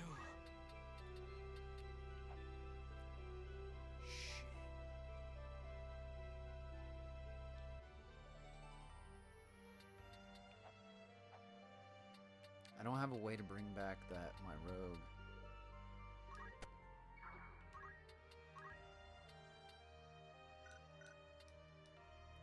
Unless maybe I'll get lucky here.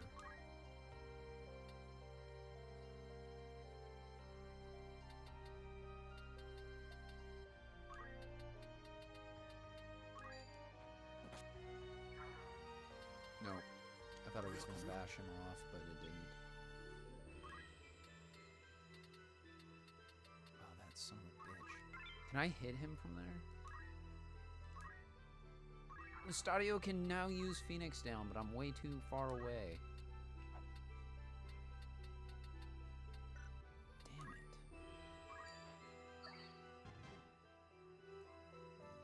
Coming through. You can't jump down either. Fuck. I'm fucked. Unless the guy attacks. Wait, does Agrius go next? No. So if the guy attacks me, I cannot fail.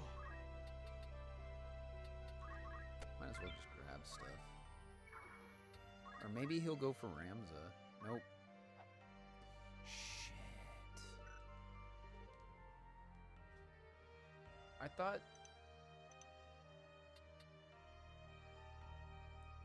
That sucks.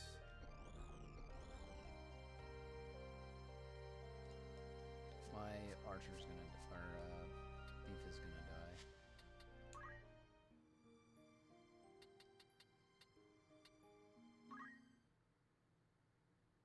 So let's backtrack a little bit, maybe. Nope, there's still nothing I can do.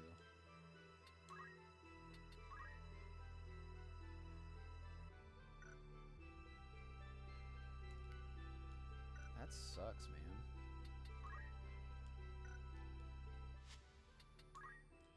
So that really, it's basically those 3 saves, and then it goes back to, like, the start of the battle.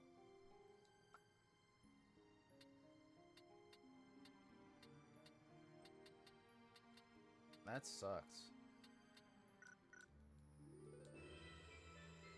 Because there's no way that I'm going to be able to get over there in time.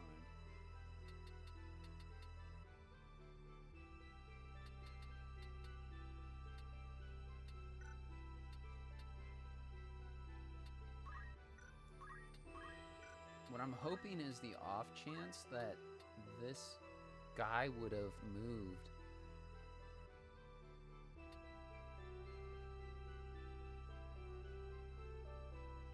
Man, I really wish there was a way.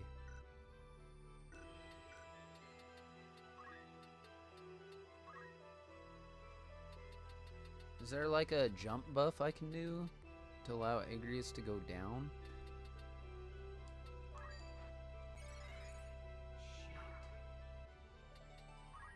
This motel.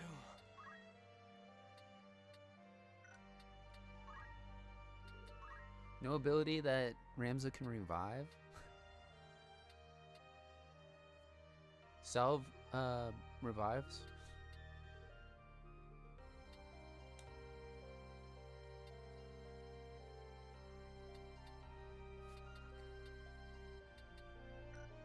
I might have to restart battle. I don't want to lose my thief. But I'll be right back. I gotta use the restroom, let the dog out real quick, and then I'll reset the battle.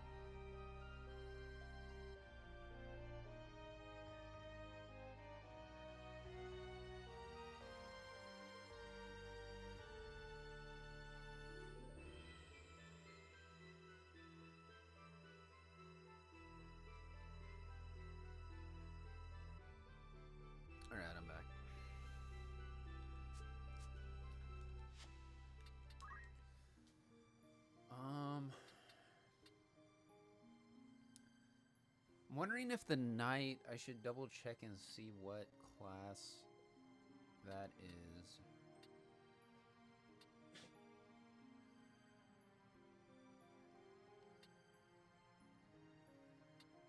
Where is this? Okay.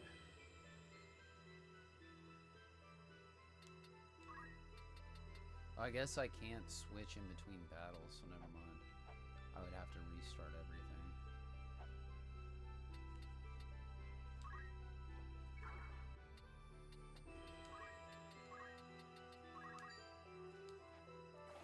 You know, now that I'm thinking about it, maybe I should just keep my party together.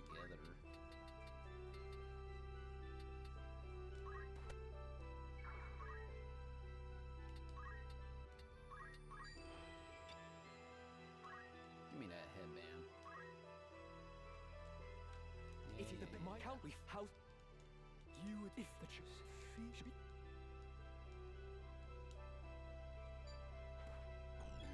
Stupid jump ability.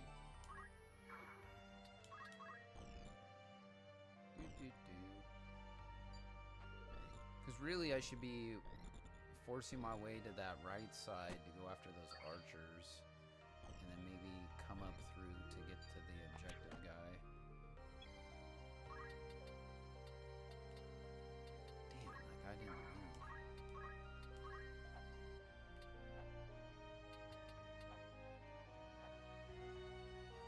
I cannot see that square. Oh.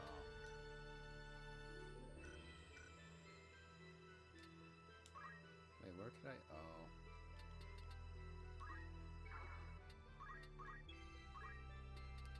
Yeah, I think this is safer.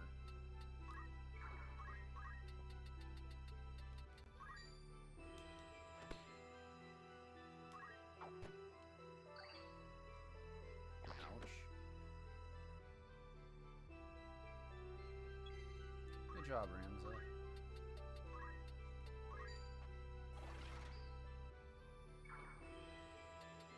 Storm's brewing. Have you go heal. They'll find enemies. Yeah, so they can die again, that's fine.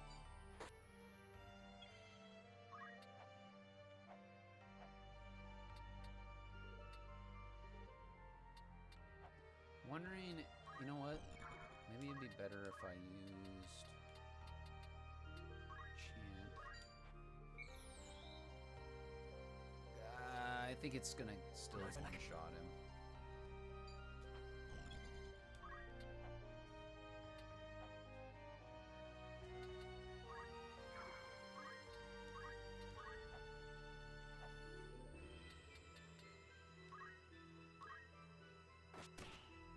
There we go.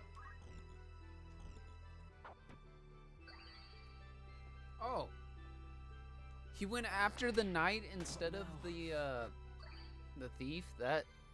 I'll take it. I'll take it.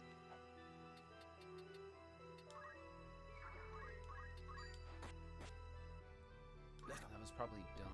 Okay, never mind. They're archers. They're not gonna wanna... Yeah.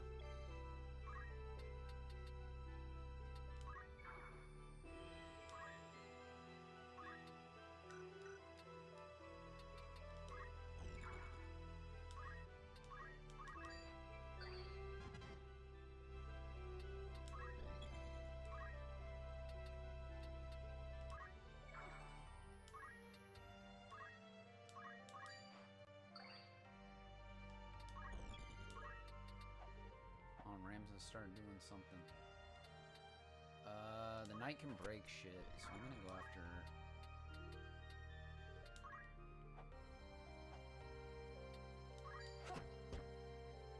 9 damage and then 162? What? Uh-oh.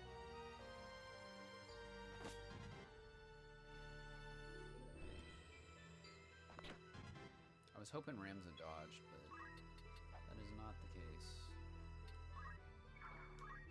Can you hit that guy? Please.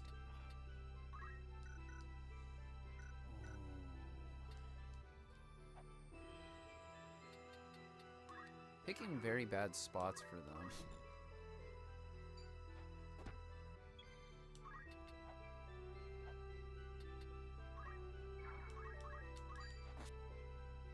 The witness.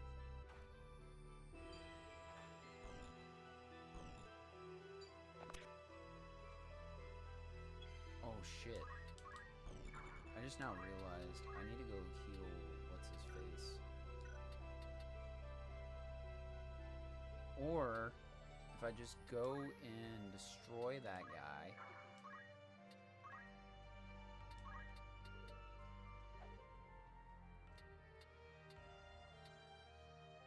Is it worth sacrificing the other character? Yeah, let's do it. Let's see how this turns out, because I'm going to have to reset anyway regardless. There's no way I can go save Mustadio, so... Yeah.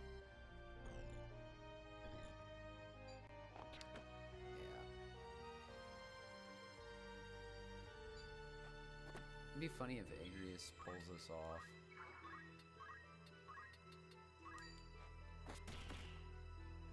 Please.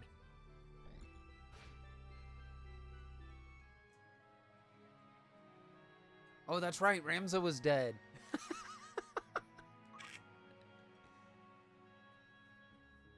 Yeah. Gotcha. Well, the other thing, too, is if I change that knight...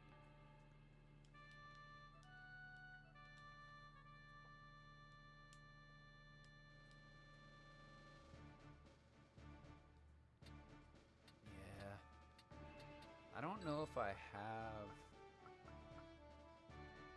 Ready when you are.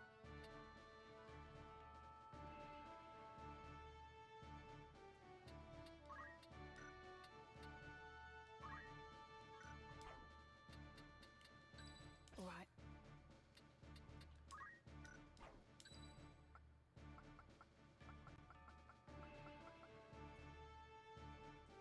I cannot wait. Wait, no, if I put Agrius up here and have Agrius start pushing... Well, actually, Mustadio with his gun. As you wish.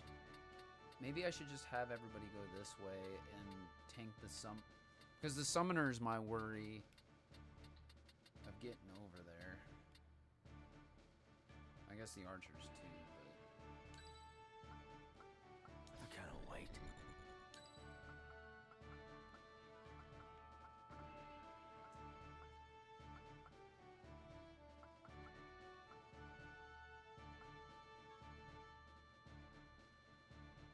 I guess I have a bard. The bard could...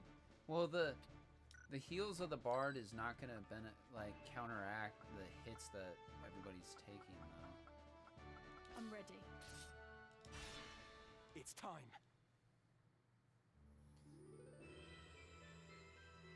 Yeah. This battle I might need to farm. Ramza off Bale. stream, May but- I, Isilu Tengil of the Knights Templar.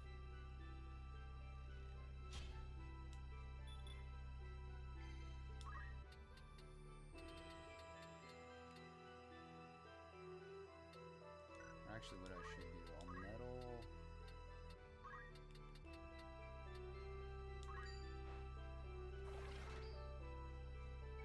Get Agrius. I know I'm putting Ramza up in the front, but I have more hope that Ramza can actually do something if I can start moving him quicker. Yeah, and I know you're gonna jump and hit one of them.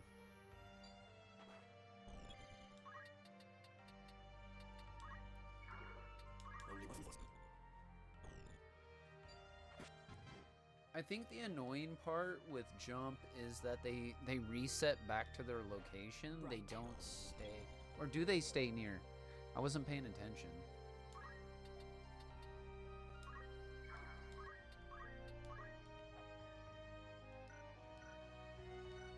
Ready and... Yeah, good luck.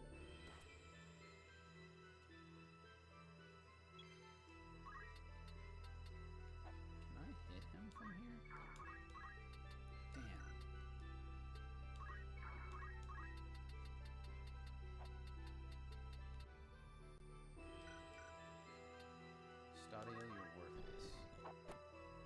Yeah, they reset. That's so stupid. I mean, I guess on the side of you using jump, it's nice because it resets you back, but that's so dumb. If you jump and land on the person, you should be right next to them. But what you would free the people only to enslave them anew with the demonic power of the stones. Come here, I want to hit you. But all I'm doing is putting Ramza more in danger. I guess I'll just focus and move up a little bit to give me more. What's next? That sounded like Ben Starr. Wonder if he does other voices too. Wow, that was great. Should have tried to steal his weapon.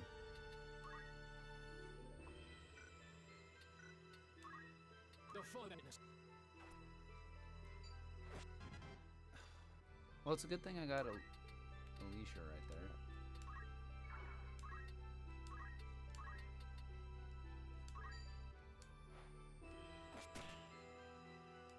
Let's go. Yeah, nice try.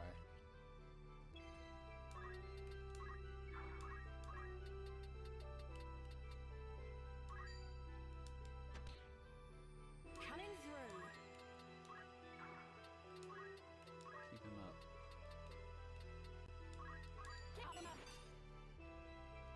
Not gonna die on my watch, Ramza. Okay, maybe you will. Oh, God.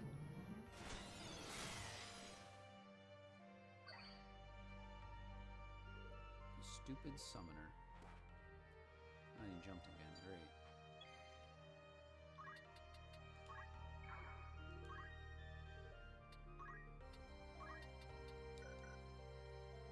Okay, who's next?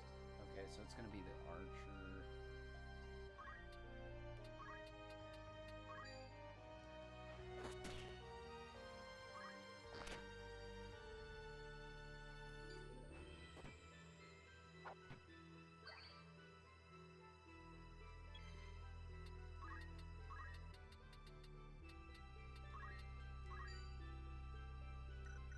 Fuck. Can he not jump down? Actually, you know what? What if I do this? That didn't kill!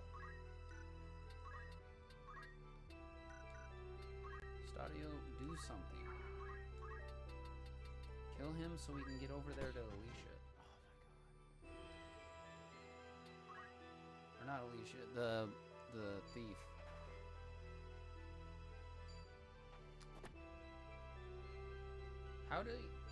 How are you not auto healing?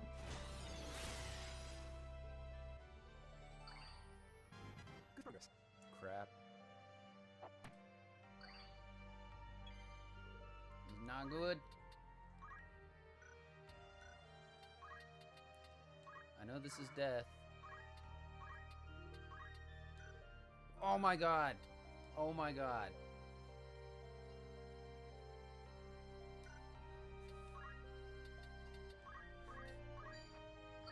I don't even have the stuff to, like, rip. So my only healer is the knight that just went down, or revive. Yeah, I think this is...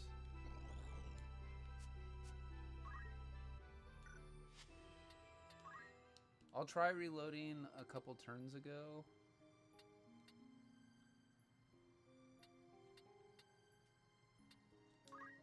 See if maybe... Yeah. Yeah. There's a lot of things I need to do. Oh, that's right, he was in... No, he's not. Right there. Yeah, try and counter that. Problem is, now he's gonna go into jump.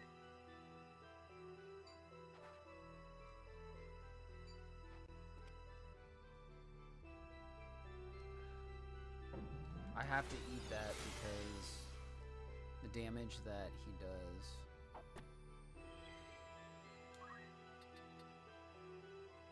Can she see him? Fuck no. That'd be too convenient, right?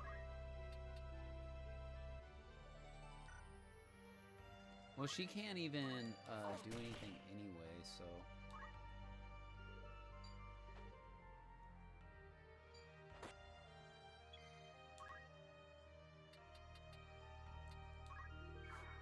My hope is the thief bringing the thief up. He'll be able to go in time to get over there to do something, which... It's iffy. It's very, very iffy. Maybe Mustadio can do something. Oh no, he's gonna jump.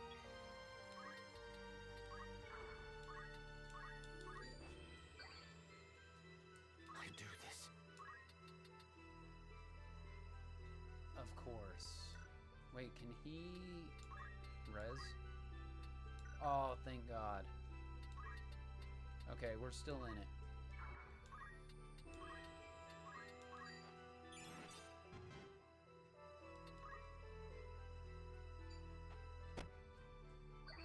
Oh. And I agree with you. The potions are really hurting me also.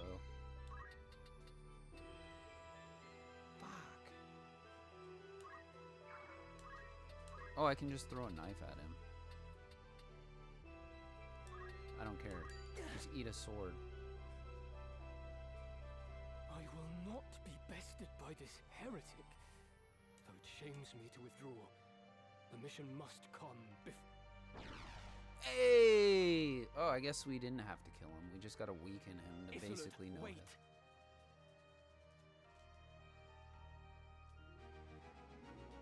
Hey! That was cheesing it hard there.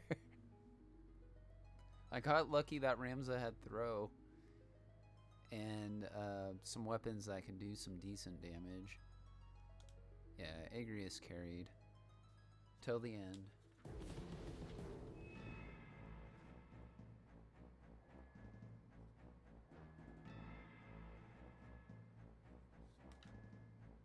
Wait, there's still another battle? Oh god.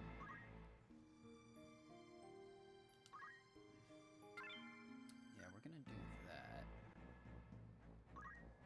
Can I make edits? Yes. Okay, I can. Whew. So the knight is basically useless right now. To be honest, monk would be more beneficial with the AoE range. I guess what I could do... Well, because I need revive too, so this is probably going to be my best bet. And then give items which you already have. What items do you have though? Okay. Yeah. That can change significantly. Preparations? Where are you at? That probably would have been nice to learn some stuff too.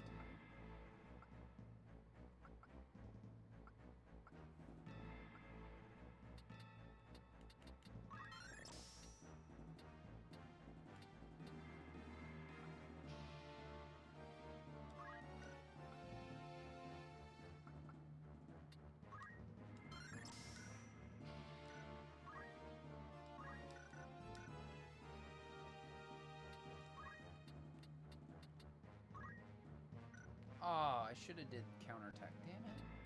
Oh well. Wait, you didn't even have a helm? Oh, that's what they broke. Oh, you sons of...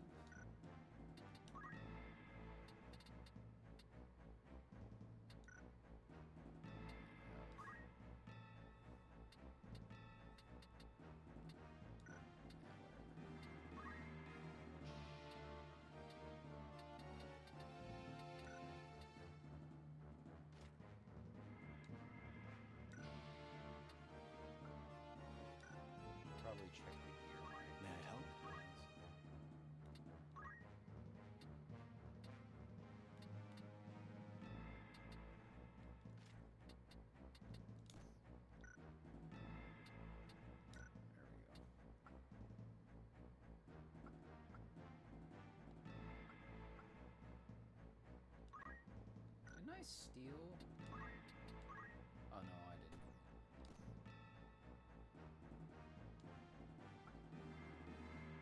Oh, it's because I didn't steal that last battle.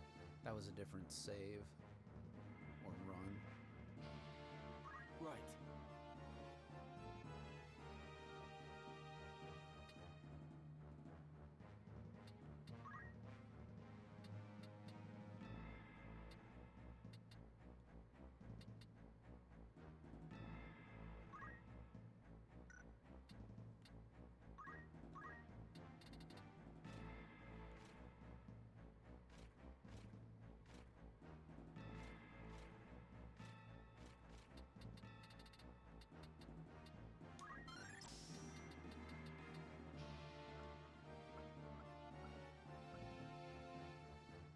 Ignore elevation would have been nice.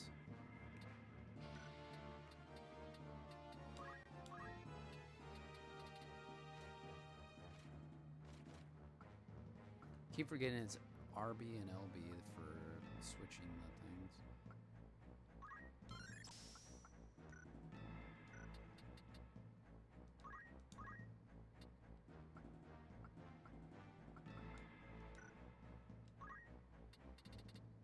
Oh, that's right. There was another feature. Still locked.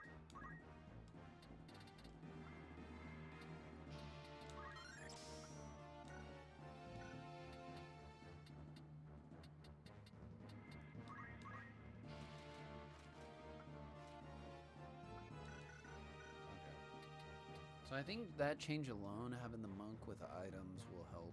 Because that squire or knight just, like, the damage is good, but she just couldn't do anything range, and that hurt.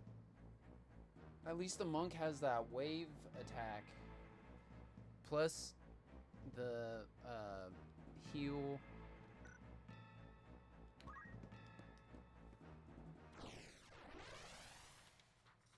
If I get a bunch of my teammates next to me, I can do the heal.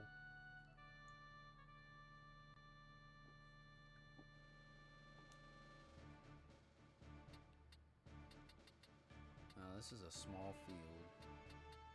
Unless this opens up more.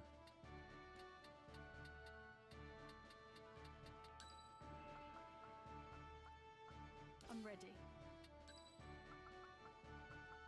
As you wish. You just sit back here and look like you're doing something. I cannot wait. It's time. Let me go! Isilud, I will secure the monastery. Take the girl and go. Come. No need to struggle now. Ramsa! Help me!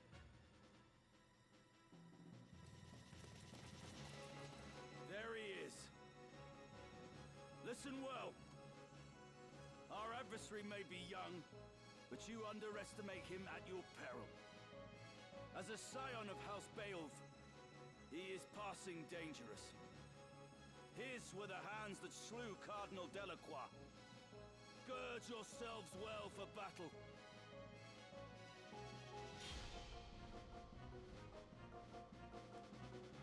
We gruff.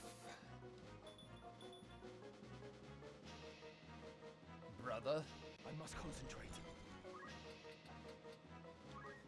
Come here, you son of a bee. Take that. Pathetic. Oh no. Milguda. Why did...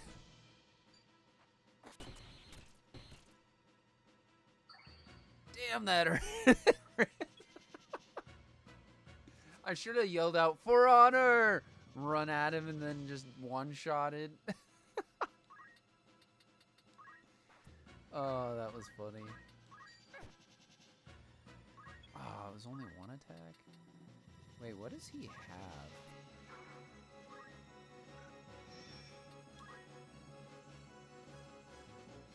Diamond sword. Ooh. I mean, his helm and the sword. The sword's probably gonna be harder to grab, though.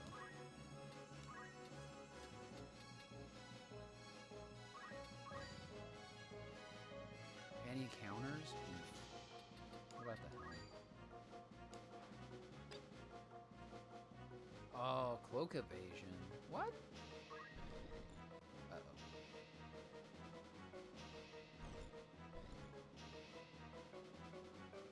How? What? How can he see up there?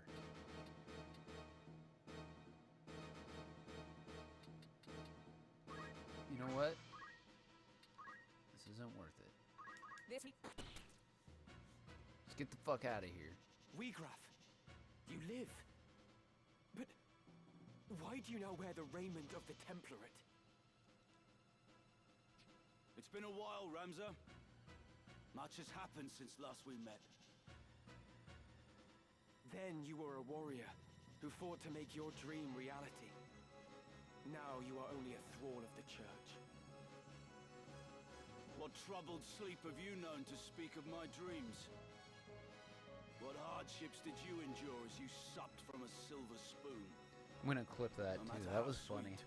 A dream left unrealized must fade into day. How then can a dream become real? How can it be made manifest in waking reality? The answer is power. Only with great power can great ambitions be realized. And Comes only by great surpassing responsibility. my betters can I attain such power. My defeat to you awakened me to the truth of this. You think me a thrall? So be it. Your envenomed words serve to succor me. For when at last you yield, as you must, their poison will consume you. I pity you, Weegraf. I truly do. Even as a man of broken dreams, you might still have been remembered fondly. Your ideas lifted the people, showed them the cracks in the time-worn facade of the aristocracy. You acted on your convictions, and so ennobled those actions. That is why so many rallied to your cause. You strove to realize your dream by the sweat of your brow, and so made it sacred. But now you defile it in your pursuit of power. You cannot truly believe that the Church shares in your ideals. You are not so naive as that. No. Deep down, you know the truth. What would Milyuda and your fallen friends think of this barter you've struck? Silence! I will not suffer Milyuda's murderer to invoke her name. What would you know of striving by the sweat of your brow? You who yet cling to the Beowulf name. From birth you have wanted for nothing. You cannot know what it is to live the meager life we do. Reason may trick you to believe you do, but your heart can never know. Harsh is the world in which we live, harsher still than you can imagine. You have neither right nor reason to pour scorn on me.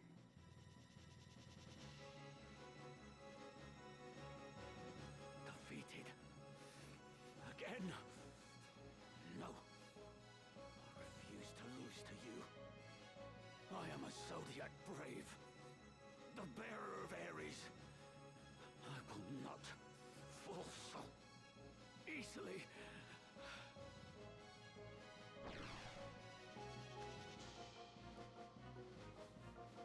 You would flee, Weegraf. Where have you gone, damn you? Good job, Ramza. You did great.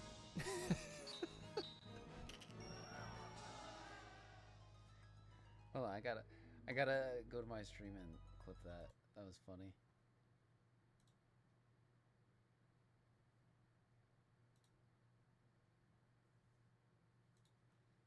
Oh. Oh, it's still going.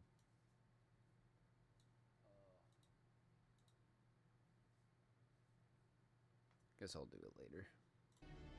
Go. Do not tarry here for me. Deliver the stone. Wait, Weegraf wasn't his brother, right? Weegraf was just one of, like, the commander or something. It's been a minute.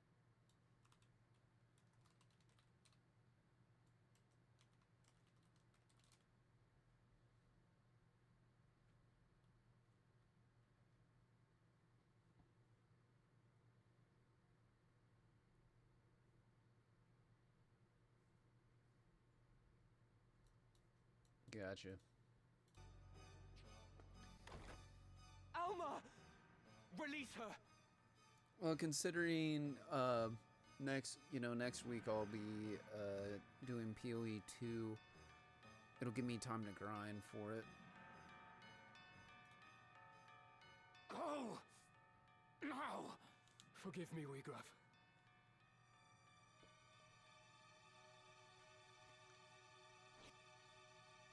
Wait!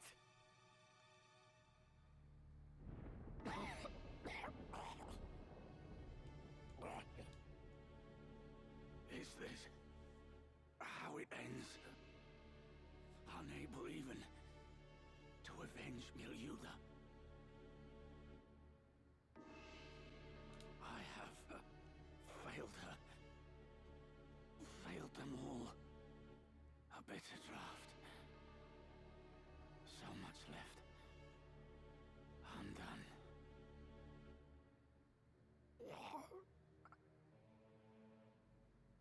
You just vomit out one of the orbs?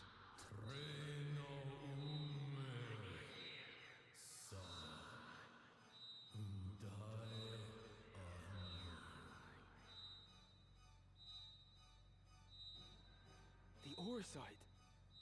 It speaks.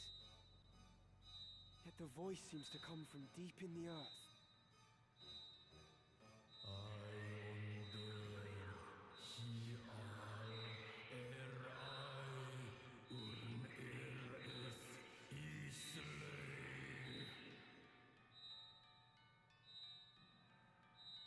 Life undying. Is this the stone's great secret?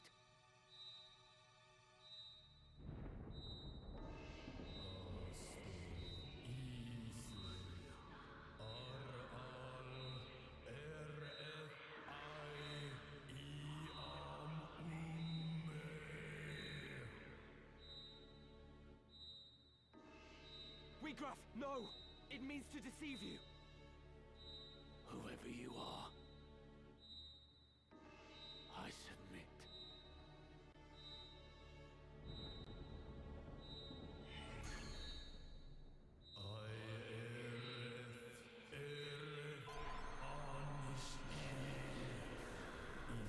Another monster?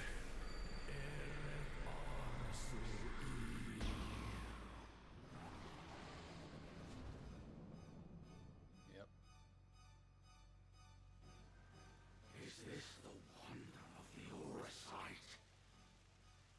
Nay, 'tis the power of darkness. Weegraf?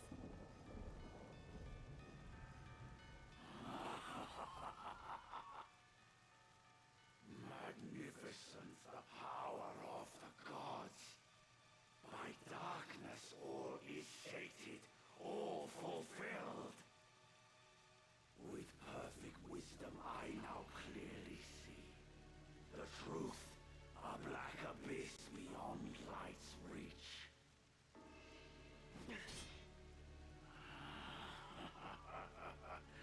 You hurry toward your end, alas, too soon.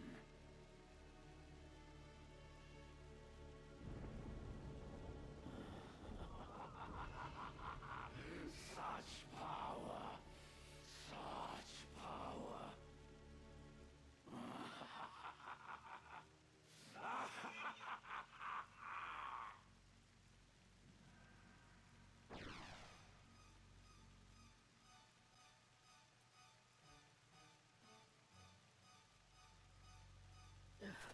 Elder, what are you...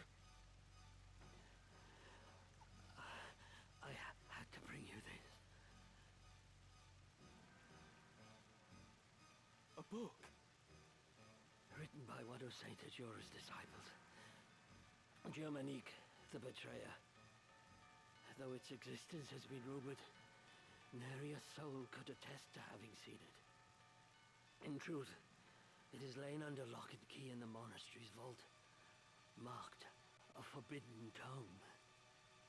It chronicles the true tale of the Zodiac Braves and Saint Ajora himself. No detail is omitted. It exposes the deception of the Church, that its doctrine is founded upon lies. That is why we fear it so, and have kept it hidden since the beginning. Please, Elder. You'll tire yourself. I have lived a life of sin. All these years I have turned a blind eye. I told myself it was to protect the faith. But in truth, it was to protect myself. I continued to teach what I knew to be lies. And in so doing, I begat this tragedy. Heed me well, Ramza. This book possesses power. How you use this power is your decision and your burden. You may offer the book to the High Confessor's men in exchange for Alma's freedom. Or you may reveal it to the world and undermine the Church, thereby thwarting their ambitions. Elder Simon.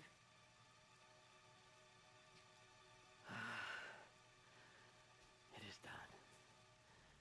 My mind is now at ease. The rest, Ramza, depends on you.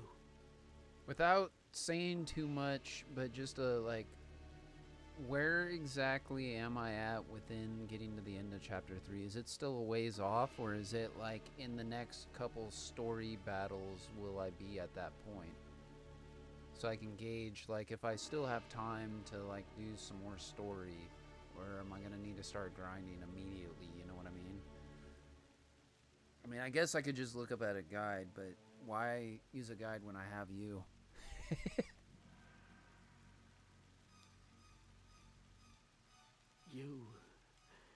You truly are the very image of Barbadeath in his youth, you know. Elder Simon. No.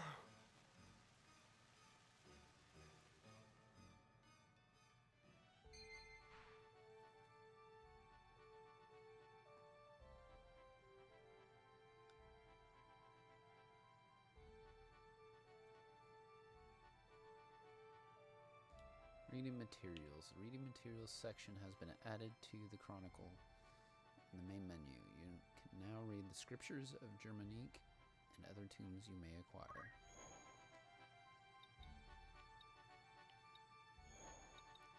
Oh, of course. Well, let us save here real fast. Wait.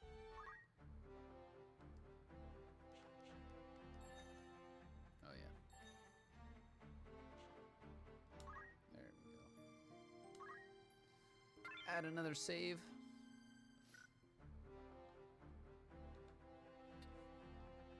No. Screw it. 1 second. I'm gonna clip that real quick too.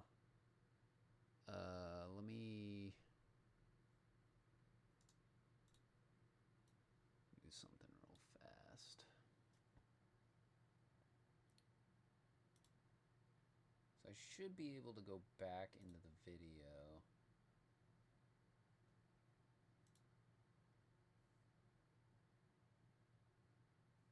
I guess I can't. So what if I clip now? Where will it exactly go?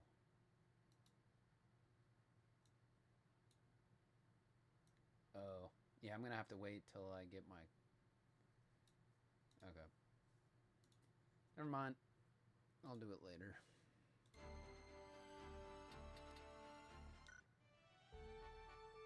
Okay, so we saved. And unfortunately, I can't go anywhere except to the other story spot, so hopefully there isn't a battle here and it's just story. One can hope. You are the heretic Ramza Beowulf, yes? Who are you? You do not appear to be of the Template. There's like some battle sequences and stuff I remember from this game, but as far as the story is concerned, I do not remember any of this. You will come to Riovani's castle. Your sister will be returned in exchange for the scriptures of Jarmonique. Riovanis? What does Grand Duke Barrington have to do with this? I had heard he keeps both Dukes Larg and Goltana at arm's length, and fields no troops in their conflict. Why would Alma be in his custody? What interest does he have in the book? Surely you have read the scriptures.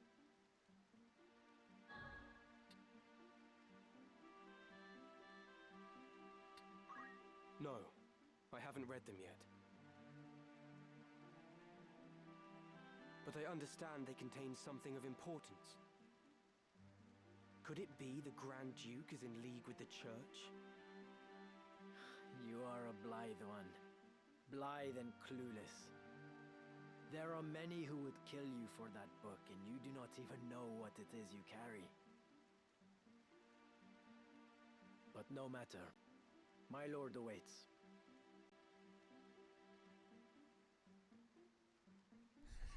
Did I just doom myself by saying, even though I possess it, I did not take any moment to read it?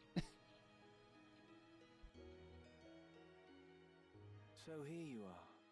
They've been searching high and low for you.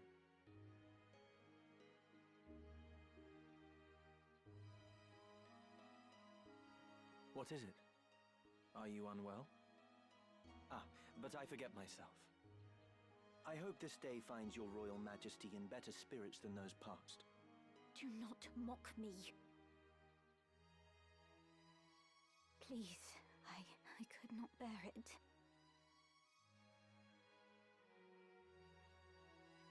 That was cruel of me. I'm sorry. So, what is it that you mean to do with me? I'm not Avelia. There can be no possible value in holding me. No value, even in my living. Possibly. You are not Avelia. We do not even know your rightful name.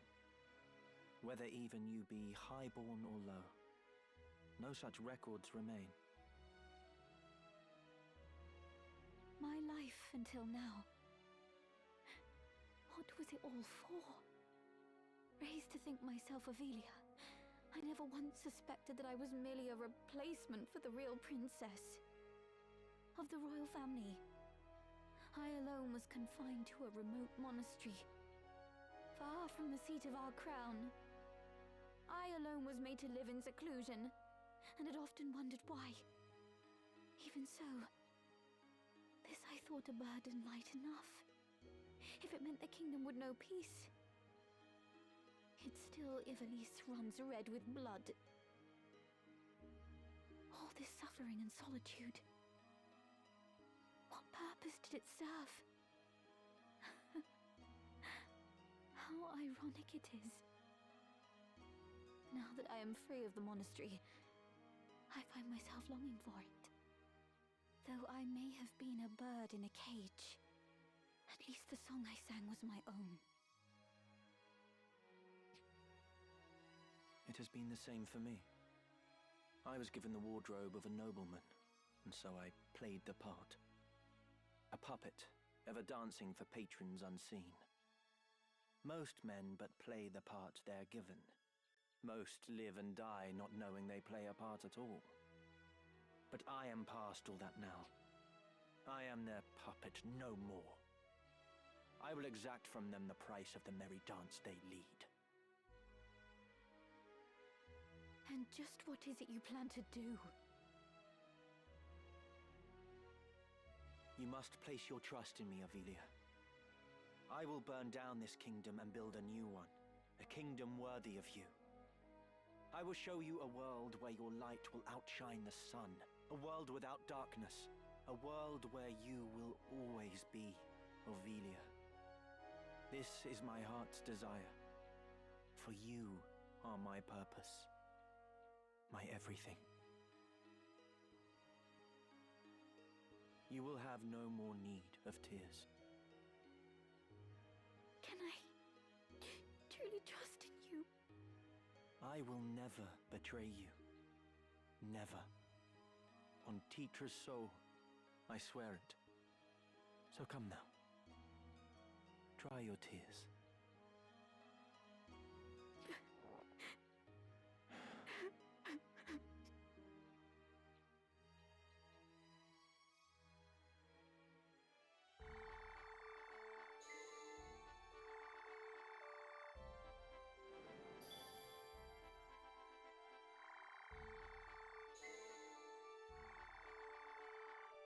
We have more locations.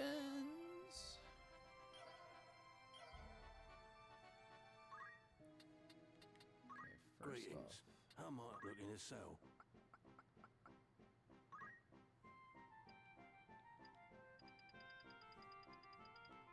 Are you happy with? Thank you, kind.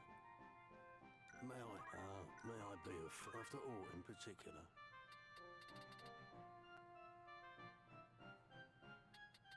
Will that be all? Don't be a stranger. A warm welcome. Want to earn some gil? Who you sending?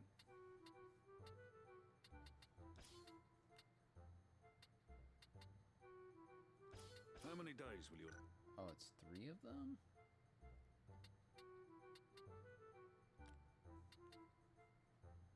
Well, there are already 8, so maybe I should send those instead. How many days? Anyone you send on an errand, well, how long will you permit for this? All Anyone days. you... Very well.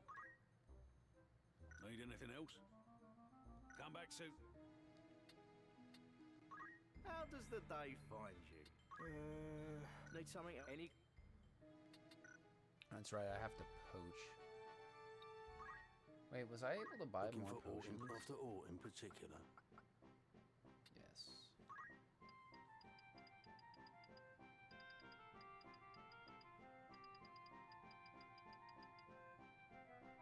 Are you? Thank you very. May I be of? Come back.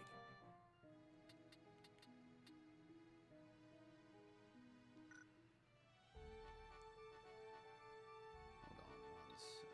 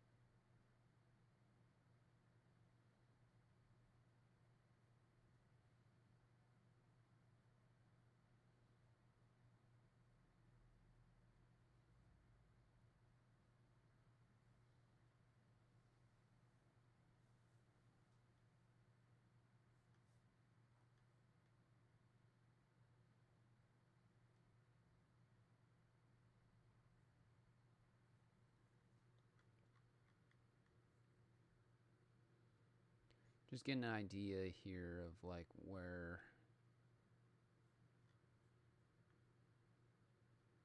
we should be.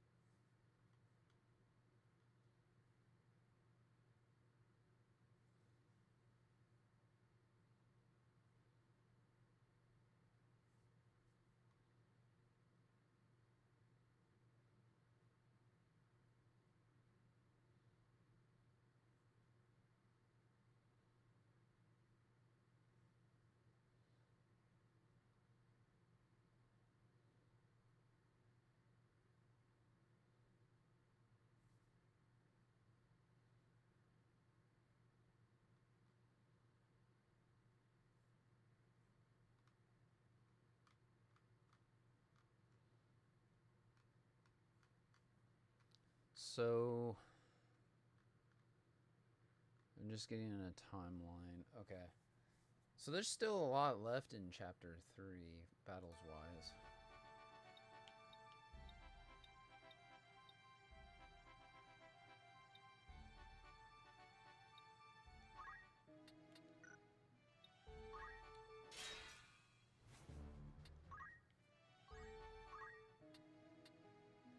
Well, wanted to see. Catch your eye.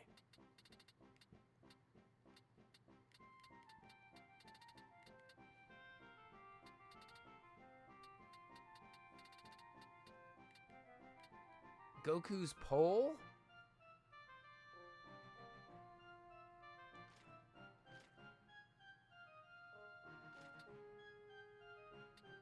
Oh, the bags. I found a cat skin bag. Would that be all? But I can't remember if that was like a previous attempt that I ended up reloading a save over. Or catch your eye.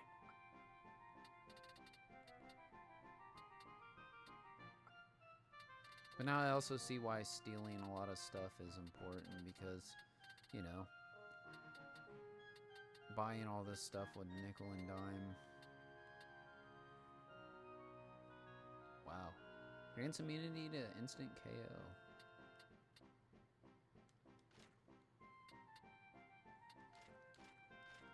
I do like how the description actually tells you what, so you don't have to switch over to like the actual bonuses you get and effects.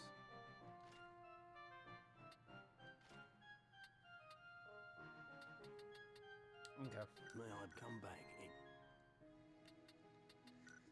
I think this will be a good point to stop. And that way I can start farming. Because it'd be better if I just start farming to like get it to where we could just